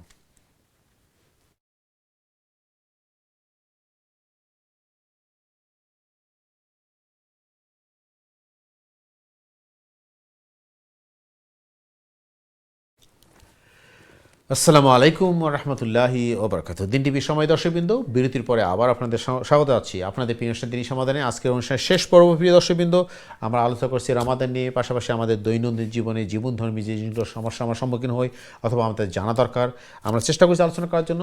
পাশাপাশি আপনাদের প্রশ্ন আপনারা করবেন ইনশাআল্লাহ সরাসরি লাইনে 02351507 দিচ্ছি জানাবো, অথবা যদি ইমেল করতে চান ইমেল করবেন সংক্ষিপ্ত আকারে দিনী সমাধান @gmail অ্যাড্রেসে। আমি বিনীত অনুরোধ করবি দর্শকবৃন্দ, আপনার প্রশ্ন করার সময় দয়া করে টিভির ভলিউম কমিয়ে দিয়ে অথবা মিউট করে আমার ফোনে কথা বলবেন, ফোনে প্রশ্ন করবেন, এরপর আপনি টিভিতে অনুষ্ঠান দেখতে থাকবেন ইনশাআল্লাহ। জাযাকাল্লাহ খাইরান। আমাদের অনুষ্ঠানে উপস্থিত রয়েছেন আমাদের প্রিয় মেহমান, আমাদের নিয়মিত মেহমান ইমাম খতিব মহতারাম মুফতি হাসান নুইচৌই সাহেব আজকে গুরুত্বপূর্ণ আলোচনা এবং আপনাদের প্রশ্নের জবাব দেওয়ার জন্য ইনশাআল্লাহ। সো আমরা আপনাদের দর্শক প্রশ্নে যাবো, যাওয়ার আগে মহতারাম আমরা একটু যদি আলোচনা যাই, আমাদের কয়েকজন দর্শক একই রকম প্রশ্ন করছেন যে এই আমাদের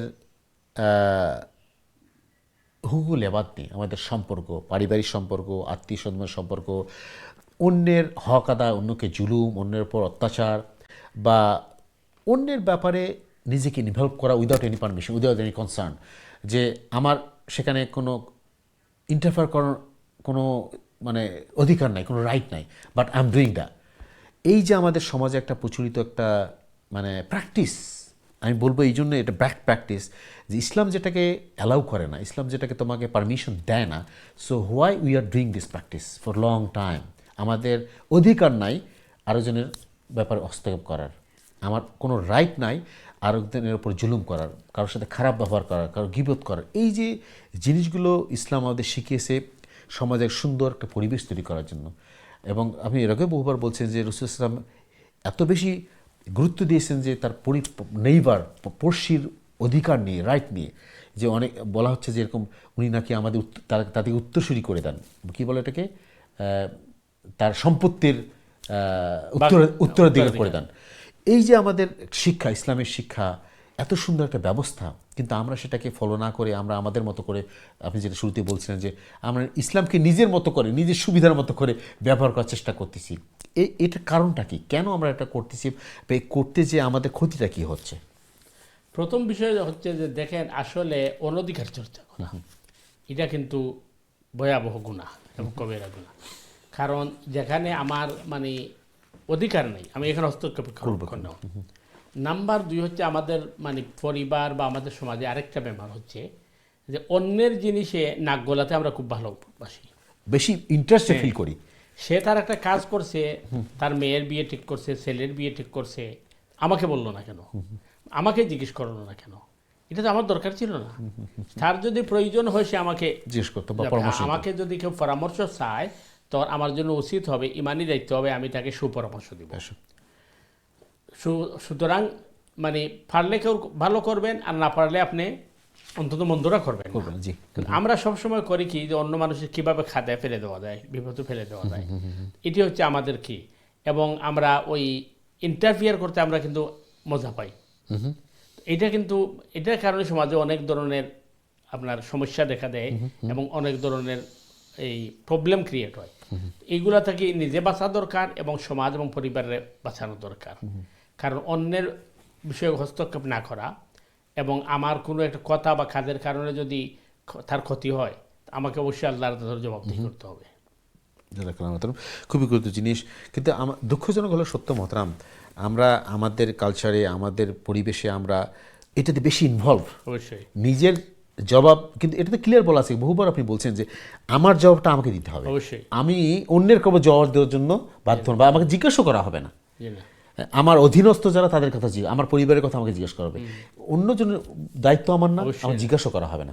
এই জন্য আমাদের এই খেয়াল থাকা, আমাদের অনেক দর্শক এইভাবে প্রশ্ন করছেন যে এই যে ভাই বোনের সম্পর্ক, আত্মীয় স্বজনের সম্পর্ক, আমাদের এই যে হুকুকুল এবাদটা কত গুরুত্বপূর্ণ একটা এবাদা, কিন্তু আমার একটা বেখেয়াল আমরা এই ব্যাপারে খুবই আমরা এটাকে বুঝি না আমরা, অথবা জ্ঞান আমাদের নাই এই ব্যাপারে। আমাদের একটু সাবধান হওয়া দরকার, আমাদের এবার একটু জানা দরকার। প্রিয় দর্শকবৃন্দ, আমরা চেষ্টা করব যে প্রয়োজন ছাড়া আমার অন্যের ব্যাপারে নাক গলাবো না। আমাদের অন্যের কেন আমরা অন্যের উপর কষ্ট দেবো, অন্যকে অন্যের সম্পদ নষ্ট করবো কেন, অন্যের উপর জুলুম করবো কেন? প্রথমে আমার একটা গুরুত্বপূর্ণ প্রশ্ন আসছে আমাদের ভাই, আমাদের আলোচনার সাথে রিলেটেড, বলছেন যে আপনি বলছিলেন যে আমরা কাকে ফলো করব, কীভাবে ফলো করবো, এই সুন্দর প্রশ্ন করছেন ভাই। একজন বলছে যে একজন মুসলিম হিসাবে আমরা কাকে অনুসরণ করব, আমাদের মডেল কে হবে। এবং আমাদের সমাজে অনেকে বলে যে আমাদের পীর মাসিক যারা আছে, বুজুর্গানি দিন আছে, তাদের অনুসরণ করা উচিত। তারা কি ভুল করছে নাকি, তারা যেটা বলে সেটা আমাদের ফলো করা উচিত। একটু আলোচনায় ফিরে আসবো। আমাদের গুরুত্বপূর্ণ জিনিস মহতরম, আমরা এখন যে সমাজে আসি আমরা এটা কনফিউজড, আমরা ফিরে আসবো ভাই। সিট সুন্দর প্রশ্ন করছেন, আপনার ধন্যবাদ। আপনার ফিরে আসবো, তার আগে আমরা প্রশ্ন নিয়ে আসি ইনশাল্লাহ, অনলাইনে প্রশ্নে যাব। চলে যাচ্ছে আমাদের দর্শকের কাছে, দেখি কি আছে লাইনে। সময় দর্শক, আসসালামু আলাইকুম, আপনি স্বাগত আমাদের অনুষ্ঠানে, আপনার প্রশ্ন করুন প্লিজ। আসসালামু আলাইকুম। ওয়ালাইকুম আসসালাম রহমতুল্লাহ। জি ভাই, প্রশ্ন বলেন প্লিজ। আপনাদের অনুষ্ঠান ভালো লাগে। জাযাকাল্লাহ খাইরান, আপনাদের ধন্যবাদ। একটা প্রশ্ন, আমার ওই ইসলামিক জ্ঞান খুব কম, আর বয়স হয়ে গেছে। আর বর্তমানে বাংলাদেশের আলেম উলামায়েরা ইলেকশন নিয়ে যেরকম তথ্য দিতেছেন শুনে দেখে বই হইতেছে। তাই আমি যে প্রশ্ন করতেছি সংক্ষেপে করতে চাই, প্লিজ। বুঝতে পারো কিনা জানি না। আমাদের মৃত্যুর পরে, মুসলমান হিসাবে আমাদের মৃত্যুর পরে আমাদেরকে যখন দাফন করা হবে, তখন দুইজন ফেরেশতা আসবেন, নাকির মুনকির, আমাদের তিনটা প্রশ্ন করবেন।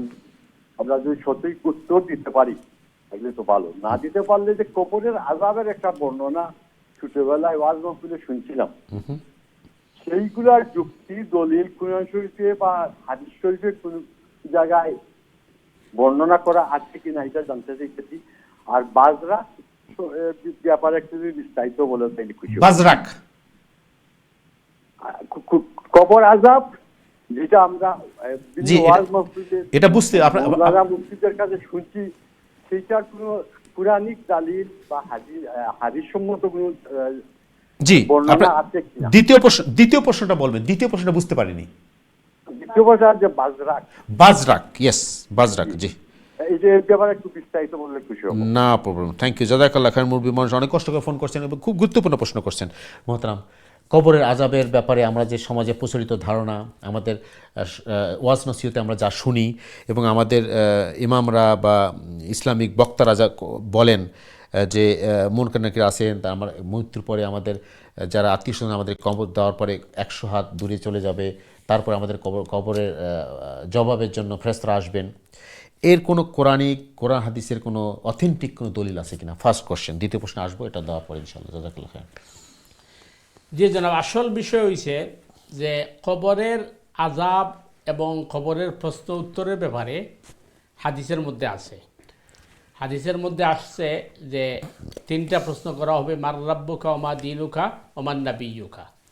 এবং আবু দাউদের হাদিসের মধ্যে আছে যে 4টা প্রশ্ন করা হবে।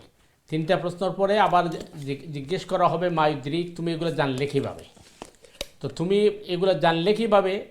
তখন যদি সে বলে যে আমি কোরআন থেকে জেনেছি, তখন বোঝা যাবে সে 100% পাস।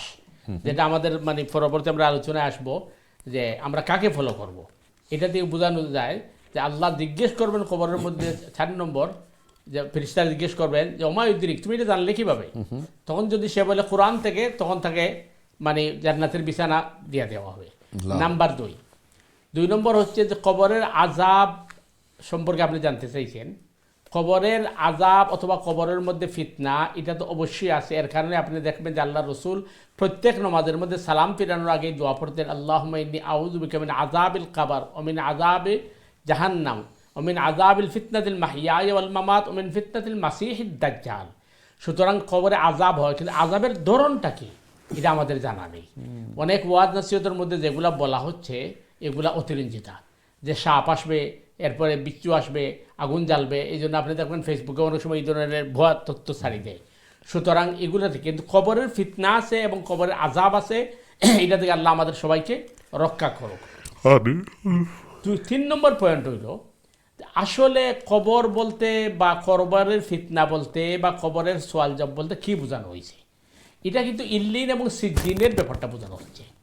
যারা জান্নাতি তাদেরকে ইল্লিনও পাঠিয়ে দেওয়া হবে, যারা জাহান্নামী তাদেরকে সিজ্জিনও পাঠিয়ে দেওয়া হবে। অর্থাৎ আপনার মানে মারা যাওয়ার সাথে সাথে তার অ্যাড্রেস তাকে পৌঁছে দেওয়া হবে, এবং এটা হবে রুহের সাথে, বডির সাথে নয়। কারণ বডিটা তো ইল্লিনও যাবে না, সিজ্জিনও যাবে না। আমরা যে মৃত মানুষকে দাফন করি, ওই বডিটা তো আর মনে করে 6 মাস 7 মাস পরে আর থাকে না, মাটি হয়ে চলে যায়। কিন্তু আসল তার রুহটা চলে যাবে ইল্লিনে অথবা সিজ্জিনে। তো এই ইল্লিনে থাকুক অথবা সিজ্জিনে, ইল্লিনে থাকলে সে জান্নাতের আরাম আয়েশ তার অনুভব করবে, সিজ্জিনে থাকলে সে জাহান্নামের উত্তপ্ত অথবা গরম সে অনুভব করবে। তো এইগুলোই তার আযাব বা তার আরামের বিষয়াদি। এরপরের যে বিষয়টা হচ্ছে আলমে বারজাখ বলতে বোঝানো হয়েছে যে এই দুনিয়া থেকে চলে যাওয়ার পরে আপনার কবরের জীবন থেকে নিয়ে হাসর পর্যন্ত এই সারাটাকে আলমে বরজখ বলা হচ্ছে। এইটার ব্যাপারে আমাদের কিন্তু 100% আমরা কিছু বলতে পারবো না। আমরা অতটুকু বলতে পারবো যেগুলো কোরআন এবং হাদিসের মধ্যে আসছে।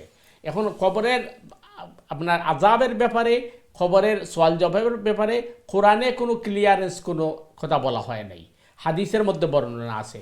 আর হাদিসে যেহেতু বর্ণনা আছে, অনেক হাদিস নিয়ে প্রশ্ন আছে এটা অথেন্টিক কিনা, অনেকে বিভিন্ন বক্তব্য দেন। তবে আমি যেটা আপনাকে বলছি, যেহেতু আল্লাহর রসুল সহিহ হাদিসের মাধ্যমে এটা আমাদের শিক্ষা দিচ্ছেন যে প্রত্যেক নামাজের মধ্যে সালাম পেরানোর আগে তোমরা খবরের আযাব থেকে এবং খবরের ফিতনা থেকে আল্লাহ সুবহানাহু তাআলার কাছে সাহায্য কামনা করো। এতে বোঝা গেল খবরে আমরা পরীক্ষার সম্মুখীন হব, ফিতনার সম্মুখীন হব, এবং আমরা বিভিন্ন আযাবের কি হব। আল্লাহ আমাদের সবাইকে আল্লাহ হেফাজত করো খবরের আযাব, খবরের ফিতনা থেকে। সুন্দর প্রশ্নের জন্য ধন্যবাদ। জাযাকাল্লাহ মোহতারাম, খুবই গুরুত্বপূর্ণ প্রশ্ন করছেন আমাদের সম্মানিত দর্শক।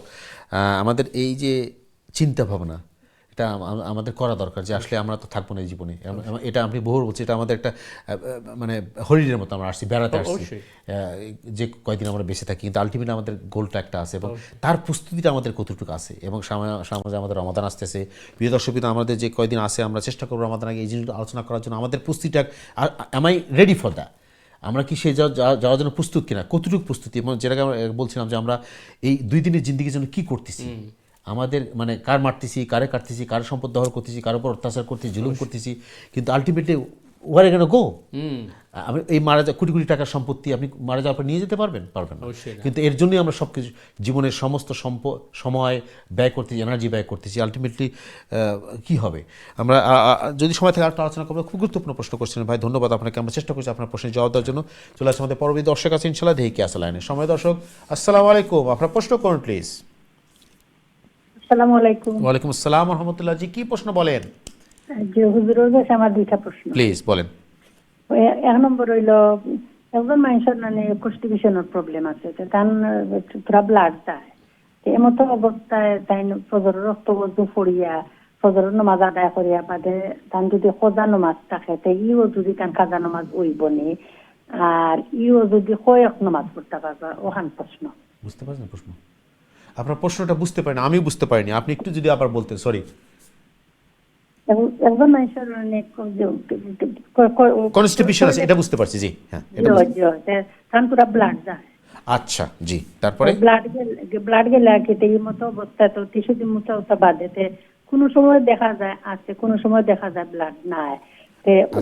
ওজু পড়িয়া ফজরের নামাজ যদি পড়েন, এর বাদে তাই খোজা নামাজ পড়তে চাই, খাজা নামাজ ইও যদি ওইবনি, বুঝছেন? আচ্ছা, এবার বুঝতে পারছি, ক্লিয়ার। জি, বলেন দ্বিতীয় প্রশ্ন বলেন।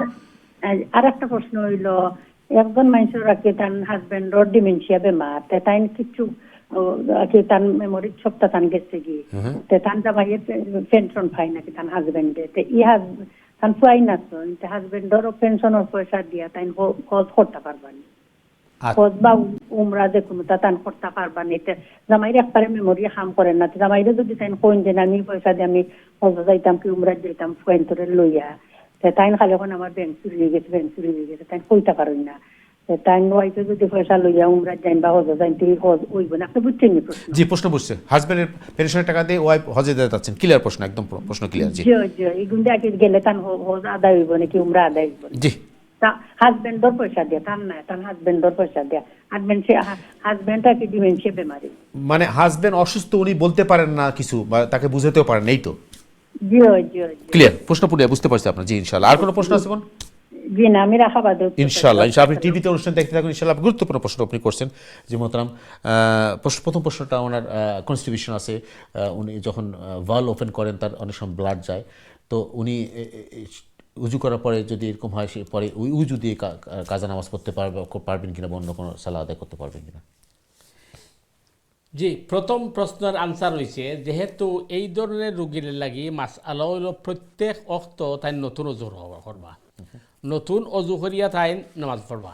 সুতরাং ফজরের অক্তের লাগি তাই অজু করলে এই অজু দিয়ে তাই জোহরের নামাজ হইতো নাই, এবং জোহরের লাগি যদি তাই অজু করেন এটা দিয়ে আসরের নামাজ হইতো নাই। অর্থাৎ প্রত্যেক অক্তের সময় তাই নতুন অজু করবা। এখন বিষয় হইল কাজার লাগি তো কোনো অক্ত নাই, তো যেহেতু কাজার লাগি কোনো অক্ত নাই তাই যদি ফজরের সময় অজু করেন আর ফজরের ফাঁদে কাজা পড়িলেন তাই ও অজুতে পড়তে পারবা, তার অজু আছে, ফজরের অক্ত গেলে কি তার অজু যাইব।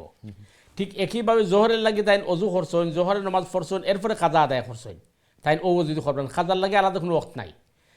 সুতরাং মানে এই অক্তের অজু দিয়া এই সময় যে নামাজ পড়বা কাজা এটা পড়তে পারবা, কোনো অসুবিধা নাই। আশা করি ক্লিয়ার হয়েছে ইনশাআল্লাহ। দ্বিতীয় প্রশ্ন যেটা আপনি যেটা কইছেন যে হাজব্যান্ডের ডিমেনশিয়া প্রবলেম হওয়ার কারণে তাই তো মানে বুঝাই হইতে পারলা না, এখন হাজব্যান্ডের এই মানে পেনশনের পয়সা দিয়া ওয়াইফে হজ করতে পারবা কিনা। ইনো প্রশ্ন দুইটা। একটা প্রশ্ন হইল যে যদি মানে ওয়াইফের নিজস্ব কোনো সম্পত্তি না থাকে তাইলে তার উপরে হজ ফরজ নাই, যেহেতু তার এটা সম্পত্তি না, সম্পত্তি তার হাজব্যান্ডের, তার উপরে হজ ফরজ নাই। এখন বিষয় হইল যে হাজব্যান্ডের যে সম্পদ আছে এটার উপর তার হক আছে, এমনকি হাজব্যান্ড মারা গেলেও তো ওয়াইফে সম্পত্তি পাইবা। যেহেতু তার ছেলে সন্তান আসন, ছেলে সন্তানের লগে বইয়া পরামর্শ করিয়া এখানে বাপের সম্পত্তির মধ্যে ছেলে সন্তানে ফাইন এবং মায়েও ফাইন, সুতরাং ওয়াইফের তো এখানে হক আছে। তো ছেলে সন্তানের লগে বইয়া আপনার ডিসকাস করিয়া তাই হজ যাইতে পারবা, কোনো অসুবিধা নাই। কারণ যেহেতু মানে বাপ যে নাচন মুরব্বী যে নাচন তান তো ব্রেইনে কাম করেন না, এই হিসাবে সম্পত্তির মালিক এখন ছেলে সন্তান এবং আপনার ওয়াইফ, এই হিসাবে আপনারা পরামর্শ করিয়া হজ যাইতে পারবা, কোনো অসুবিধা নাই। আল্লাহু আ'লাম। খুবই সুন্দর প্রশ্ন ছিল, আমরা আশা করি প্রশ্নের জবাব দিয়ে পেয়েছি। তোমরা হচ্ছে আমাদের পরবর্তী দর্শক আছে ইনশাআল্লাহ। দেখে আসা লাইনের সময় দর্শক। আসসালামু আলাইকুম। আসসালামু আলাইকুম। ওয়ালাইকুম আসসালাম। জি আপনার প্রশ্ন বলেন।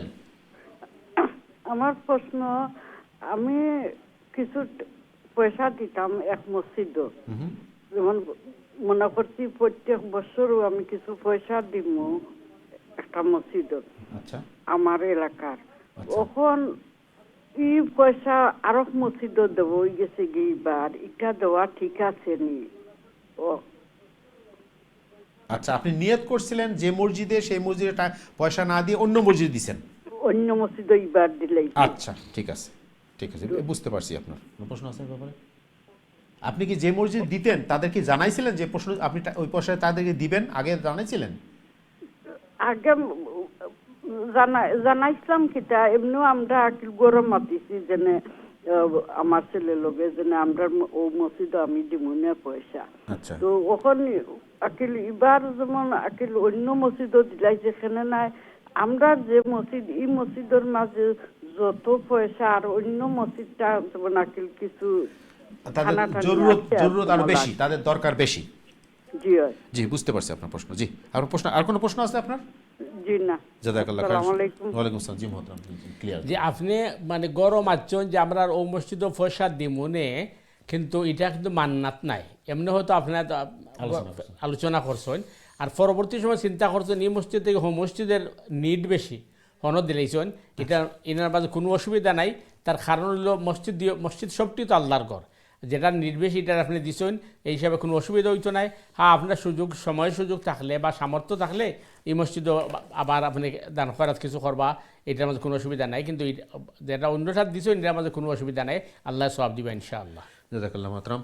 ধন্যবাদ সময় দর্শক, আপনার সুন্দর প্রশ্নের জন্য। প্রিয় দর্শকবৃন্দ, আজকে আমরা অনুষ্ঠান একদম শেষ পর্যায়ে চলে আসছি। আমরা দুঃখিত আজকে আর কোনো প্রশ্ন নিতে পারবো না, তবে আমরা আগামী অনুষ্ঠান ইনশাআল্লাহ আপনাদের প্রশ্নের জবাব দেবো এবং আলোচনা আছে, গুরুত্বপূর্ণ আলোচনা। রমাদান উপলক্ষে আপনারা সবাই অনুষ্ঠানে থাকবেন, প্রশ্ন করবেন, মতামত দিবেন, আপনার বন্ধুবান্ধব আত্মীয় স্বজন সবাইকে দাওয়াত দিবেন। আমাদের খুব গুরুত্বপূর্ণ আমরা করবো, আলোচনা করবো ইনশাআল্লাহ আমাদের রমাদান আগে যে কটা অনুষ্ঠান হয়। মোহতারাম, একদম শেষ পর্যায়ে আমাদের কয়েক মিনিট সময় আছে, আমি গুরুত্বপূর্ণ সমভূমি বক্তব্য আপনার চাচ্ছি ইনশাআল্লাহ। জাযাকাল্লাহু খাইরান। বারাকাল্লাহু ফিক। আসসালামু আলাইকুম ওয়া রাহমাতুল্লাহি ওয়া বারাকাতুহু। আউযু বিল্লাহি মিনাশ শাইতানির রাজীম। ইয়া আইয়ুহাল্লাযীনা আমানু আতিউল্লাহা ওয়া আতিউর রাসূল ওয়া উলিল আমরি মিনকুম ফাইন তানাযাতুম ফি শাইইন ফারুদ্দুহু ইলাল্লাহি ওয়ার রাসূল ইন কুনতুম তুমিনুনা বিল্লাহি ওয়াল ইয়াউমিল আখির। সম্মানিত দর্শক বিভাগ ভাই বোনেরা, আমরা আসলে সময়ের স্বল্পতার কারণে আমাদের টাইমের চেয়ে কিন্তু কল বেশি আসছে। তো আমার মনে হয় যে ইমেইলের মধ্যে একটা প্রশ্ন আসছিল যে আমরা কাকে ফলো করব এবং কীভাবে ফলো করব, এই বিষয়ে আমি সংক্ষেপ আলোচনা করছি। পরবর্তী আমরা দীর্ঘ আলোচনা করব ইনশাআল্লাহ। আল্লাহ সুবহানাহু এবং প্রশ্ন আরেকটি ছিল যে আমাদের কোনো মডেল আছে কিনা। ব্যক্তি হিসাবে যদি কোনো মডেল আমরা খুঁজি, তাইলে একমাত্র মুহাম্মদুর রাসূলুল্লাহ সাল্লাল্লাহু আলাইহি ওয়াসাল্লাম। কোরআন বলছে লাকাদ কানা লাকুম ফি রাসূলিল্লাহি উসওয়াতুন হাসানা। আল্লাহর রসুল ছাড়া ব্যক্তি হিসাবে কোনো মডেল নেই। নাম্বার 2 হচ্ছে, কোরআন বলছে তোমরা আল্লাহ এবং আল্লাহর রসুলকে ফলো করো, অনুসরণ করো, অনুকরণ করো, আনুগত্য স্বীকার করো। আল্লাহ রসুলের অনুসরণ করতে হবে এবং তোমরা তোমাদের নেতৃস্থানীয় যারা আছে তাদেরকে তোমরা অনুসরণ করো। এখন প্রথমত আল্লাহকে আমরা আল্লাহর আনুগত্য করবো, আল্লাহর রসুলের আনুগত্য করবো, এখানে কোনো শর্ত নাই, শর্তহীনভাবে। 3 নম্বরে যখন আমরা আসা নেতৃস্থানীয় এদেরকে আমরা আনুগত্য করব। উনি রাষ্ট্রের নেতা হতে পারেন, মসজিদের ইমাম হতে পারেন, অথবা গ্রামের মোড়ল হতে পারেন, পরিবারের নেতা হতে পারেন। তাকে যখন অনুসরণ করব তখন আর অন্ধ বা শর্তহীনভাবে করা যাবে না, শর্ত সাপেক্ষ করতে হবে। এই জন্য আমাদেরকে নামাজে শিক্ষা দেওয়া হচ্ছে ইমামের আনুগত্য স্বীকার করতে হবে, কিন্তু ইমাম যদি ভুল করেন তাকে লুকমা দিতে হবে, সতর্ক করতে হবে। বোঝা গেল ইমামের ভুল অনুসরণ করা যাবে না। এখান থেকে আমাদের আপনার জীবনের শিক্ষা হচ্ছে আমরা যাদেরকে আল্লাহ রসুল বাদে যাদেরকে আমরা অনুসরণ করব, অবশ্যই আমরা তাদেরকে শর্ত সাপেক্ষ, উনি যতক্ষণ কোরআন এবং হাদিসের ভিতরে আছেন ততক্ষণ তাকে ফলো করা হবে। এবং প্রশ্ন হচ্ছে, যখন দেখা যাবে ওই নেতার সাথে হতে পারে কোনো বিষয় নিয়ে আমাদের বিতর্ক হচ্ছে, অথবা তার সাথে আমরা এক হতে পারছি না, যেভাবে আমাদের একজন কলার বলেছিলেন যে দেশে এই নির্বাচন আসছে, এক হুজুর এক ফতোয়া দিচ্ছেন, এই ধরনের সমস্যায় পড়লে কোরআন বলছে ফাইন তানাযাতুম ফি শাইইন ফারুদ্দুহু ইলাল্লাহি ওয়ার রাসূল ইন কুনতুম তুমিনুনা বিল্লাহি ওয়াল ইয়াউমিল আখির। তোমরা যখন তোমাদের নেতা অথবা তোমাদের ইমাম অথবা তোমাদের উলামা অথবা তোমাদের পীর অথবা তোমাদের মশায়েখ, যাদেরকে তোমরা অনুকরণ করবে, তাদের সাথে যদি তোমাদের মতভিন্নতা তৈরি হয়, তোমাদের যদি মতবিরোধ তৈরি হয়, তো ফিরে আসো আল্লাহ এবং আল্লাহ রসুলের কাছে, অর্থাৎ কোরআনের কাছে চলে আসতে হবে, রসুলের সুন্নার কাছে চলে আসতে হবে। সমাধান নিতে হবে কোরআনের মাধ্যমে এবং রসুলের সুন্নার মাধ্যমে, যেটি আমরা আলোচনার প্রথমে ছিল হুদাল লিন্নাস, মানুষের হেদায়তের একমাত্র গ্রান্টি হচ্ছে কোরআন এবং সত্য মিথ্যার মানদণ্ড হচ্ছে কোরআন।